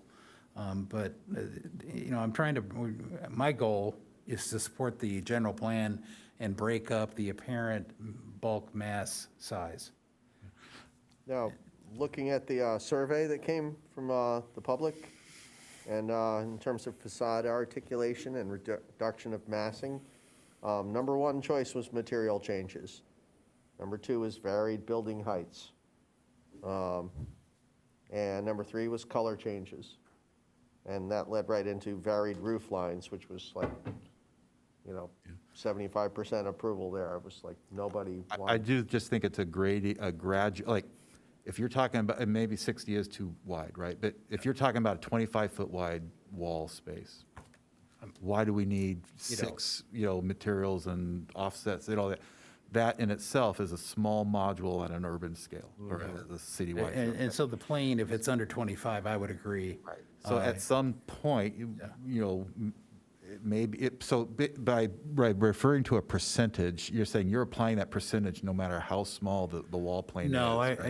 I would agree We need with to get to a you threshold. that you could have a minimum threshold, and above that, it applies. And 25 feet is probably in the ballpark. My second point then is the last sentence of paragraph or section B, where it describes the size of these offsets and that they must extend the full height of the building. That is right back to dictating Kevin's dominoes, right? Where you're saying, hey, Oh, yeah. all Let's offsets drop have it to be in, vertical from ground floor to roof, instead of allowing these offsetting planes in any combination the designer can come up with. Yeah, I had that one flagged as well, because that lends itself to the domino effect. So I think we're in consensus that we don't want to dictate dominoes, Correct. okay? And that This one needs some. there's more a creative minimum thinking. below which, let's say 25 for now, that the articulation wouldn't be mandatory. Could we say 35? Because a standard unit width is 30 feet, Okay, or depth I'm is. good with that. I mean, And for that would allow a discussion, unit in a hallway. yeah, I'm good with that. Minimum threshold for actual building form breaks, Articulation, depth articulation. depth. And strike the requirement that it go bottom floor to top floor, because that will automatically give you domino. Here's a possible creative way forward. So let's say we've got this 50-foot wall plane, and it's 30 feet tall. 1,500 square feet, it's bigger than I'd like. I mean, I'd rather say, you can go 50 feet, but you cannot have a single wall plane. I mean, and I don't know where this would work out, but it can't be bigger than 1,200 square feet. And you can mix it up however you want. It could be a bunch of horizontals, it could be, at that point, maybe the 50 is not really required. Maybe we look at the outer envelope and we can say, how many square feet might that be? And we limit people to how much of that can be at the furthest exterior point. And at that point, you can carve it up any way you want. Yeah, I'm open to that, and/or that. I would love a point system, but that's simple, but I don't know if you can do it. So It would combine them.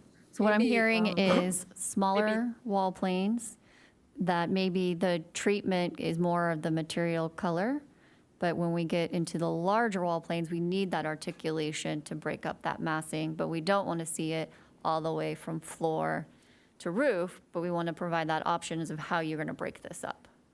Yeah. Exactly. We don't want it to be strictly vertical and no horizontal. It seems like staff could probably get direction to provide a sliding type scale based on size, I would support that too. Length. Yeah. height, you know, I that think- kind of I thing. think that gets back to the Come up with some proportionality kind of a sliding concept. scale. So I think a little housekeeping, we've got 5 minutes till 10 o'clock. I probably need either a motion to extend, or we decide what we're going to do, because we have 3 more pages. Yeah, roughly 3. So I'll entertain a motion to do something. Give me a second. I make a motion that we adjourn at 10 o'clock. Do I have a second? I second. So I've got a motion and a second. Any discussion? I have one question on discussion. October 21st, seems like we just pushed a lot to October 21st. Are there other projects that are already slated for October 21st? I can I'm answer sorry, I that. put it the wrong staff. That's okay. No worries. Yes, there are, let's see, a total of 5 projects. In addition to the 3 that we just No, pushed? sorry, no, 3, and then there were 2 that were already planned for October And 21st. the 2 that are already planned are what size? They are, I would say, one of them is a larger, like a mixed use. And I believe the other one is a recycled water project. Oh. Recycled water. Okay. So, but there Right may now we be, have 5. there are 5 with possible consent items. Okay. And that's my concern, is that I can't, or I don't want to punt another, this project down there too. I hate going past 10, but, Right, well, I mean, it took us this So- many hours to get here, and I'm concerned that we're gonna say, oh, okay, and blah, blah, blah, yeah, it's all good, and Yeah. get out of here by 10 and not really pay proper attention to this. This is really important. This is gonna outlive us. but I think we have a motion and a second to adjourn at 10. My presumption is that we do another motion that would Continue it. continue it to a date certain, probably not the 12th. So, 21st. So 21st, I'm sorry. can My added concern, I don't think we're going to finish this in an hour, and I don't Yeah. want to, I mean, then we're past year 11, you know, like, at the rate we go, I just don't think we're going to finish Yeah. it. Okay. And so a motion and a, Jennifer? Sorry, can I make, just because of the grant, I am on a constrained timeline, can I, I know I haven't gotten to all of the comments, obviously we have 3 more pages to go, but I think we're getting the ideas, and I would like to actually bring back the actual ordinance with the other parts of the details, and go ahead and start our local coastal program amendment process and the ordinance amendment process. And so it wouldn't require a continuance, I would just notice it for the November 4th meeting. Yeah, but I think they're more significant. So would we get a new staff report with a fully updated? And at what point would it go to submit for coastal program? Well, it'd still require, like any of our other ordinance amendments, it would still be based on planning commission recommendation to city Okay. council and city council approval, So and then we'd submit. still be able to go through in detail the second half, so to speak, and do that update, but at least you'd get a chance to kind of adjust for the input you've gotten so far, bring it up to be consistent with that, and maybe pre-answer some of the questions. So I do have a motion and a second. Any other comment from staff on agenda placement? So call the question, I think.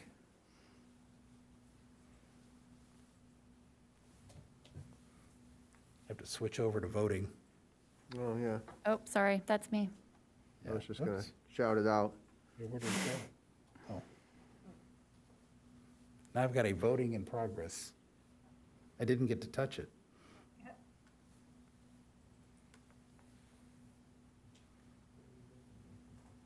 Yeah, we don't have the,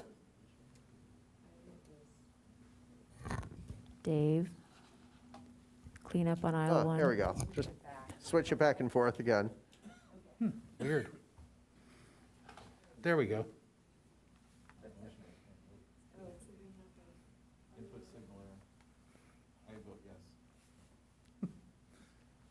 I vote yes. Oh, no, see, I have a button here that says I can block you, you know, it's like The Voice. So I get one block per night for each of you. Well played. No whammies, no whammies. Okay, the motion carries 4-1. Okay. Say, And then, so the next one would be, I need a motion to, I guess I can make it, a motion to continue the state certain to November. I'll actually notice it. Oh, I'm going to actually notice it for hearing, because Okay. this was not, it was noticed, but it was noticed as a study session, so I'm going to actually notice the ordinance. okay. And so do we need to do anything? No, okay. yeah, I'll just make a comment before we leave this. Section D, facade articulation, materials and colors. That was one Section D. that touched on a lot of the elements we just talked about concerning, blank walls, should be less than 30 feet in length, buildings over 2 stories, it touches on a lot of the same things we just talked about moments ago.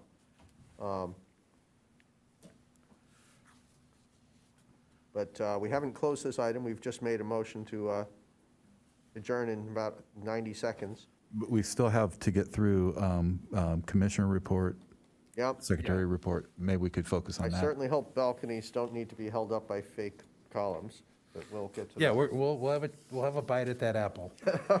So I'm putting a big line right across where we are on my notes.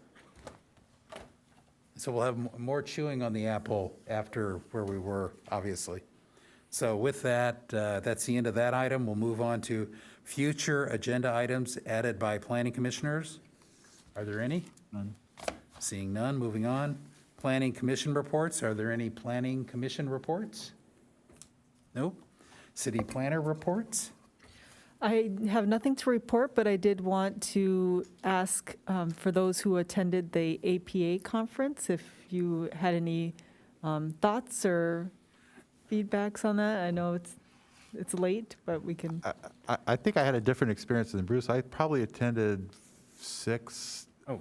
of the sessions and really didn't find them all that helpful, unfortunately. I don't think I attended the one that you did, Bruce, Oh, really? about Oh. pending legislation, but anyway, I found them just a little too outside my interest, I guess. It was a unique agenda, I would agree, but the standard ones they always have, which are upcoming legislation, and there were 3 I attended, and there was a 4th one I missed that I meant to attend, but one was CEQA, one was there one on SB 9 and 10? Well, I guess it was legislation, and they talked about the legislation that had passed but not been signed yet, and they talked about the stuff that had been signed already. And it was, one had Barbara Couts on the board, on the panel, and another one had Eric Phillips, who used to be with Goldfarb Finch, and they were both great. If I can find the links to the presentation, I will forward them to Dina and have her forward it to the entire commission. So I was very selective in what I went to, and I would agree, I didn't think the program, the rest of the program was nearly as strong as I've seen in past years. There was one, I took a note and I didn't bring my notes, but and you may already have it, but they were, I think, publishing a guide to objective Yeah. things. So anyway, that looks like that was maybe included. Yeah, in that there, one but- looked good. That may have been the one I missed. Okay, It so was one I wanted I to thought get to. that was somewhat useful, but there was one particularly labeled how to be a planning commissioner. I thought it was directly at what my role is, and it felt like it was well short of really informative. Okay, I have That's it? nothing else. Okay, Thank with you. that, we are, like, thank everybody, and we are adjourned to our next regularly scheduled meeting of October 21st at 6 PM.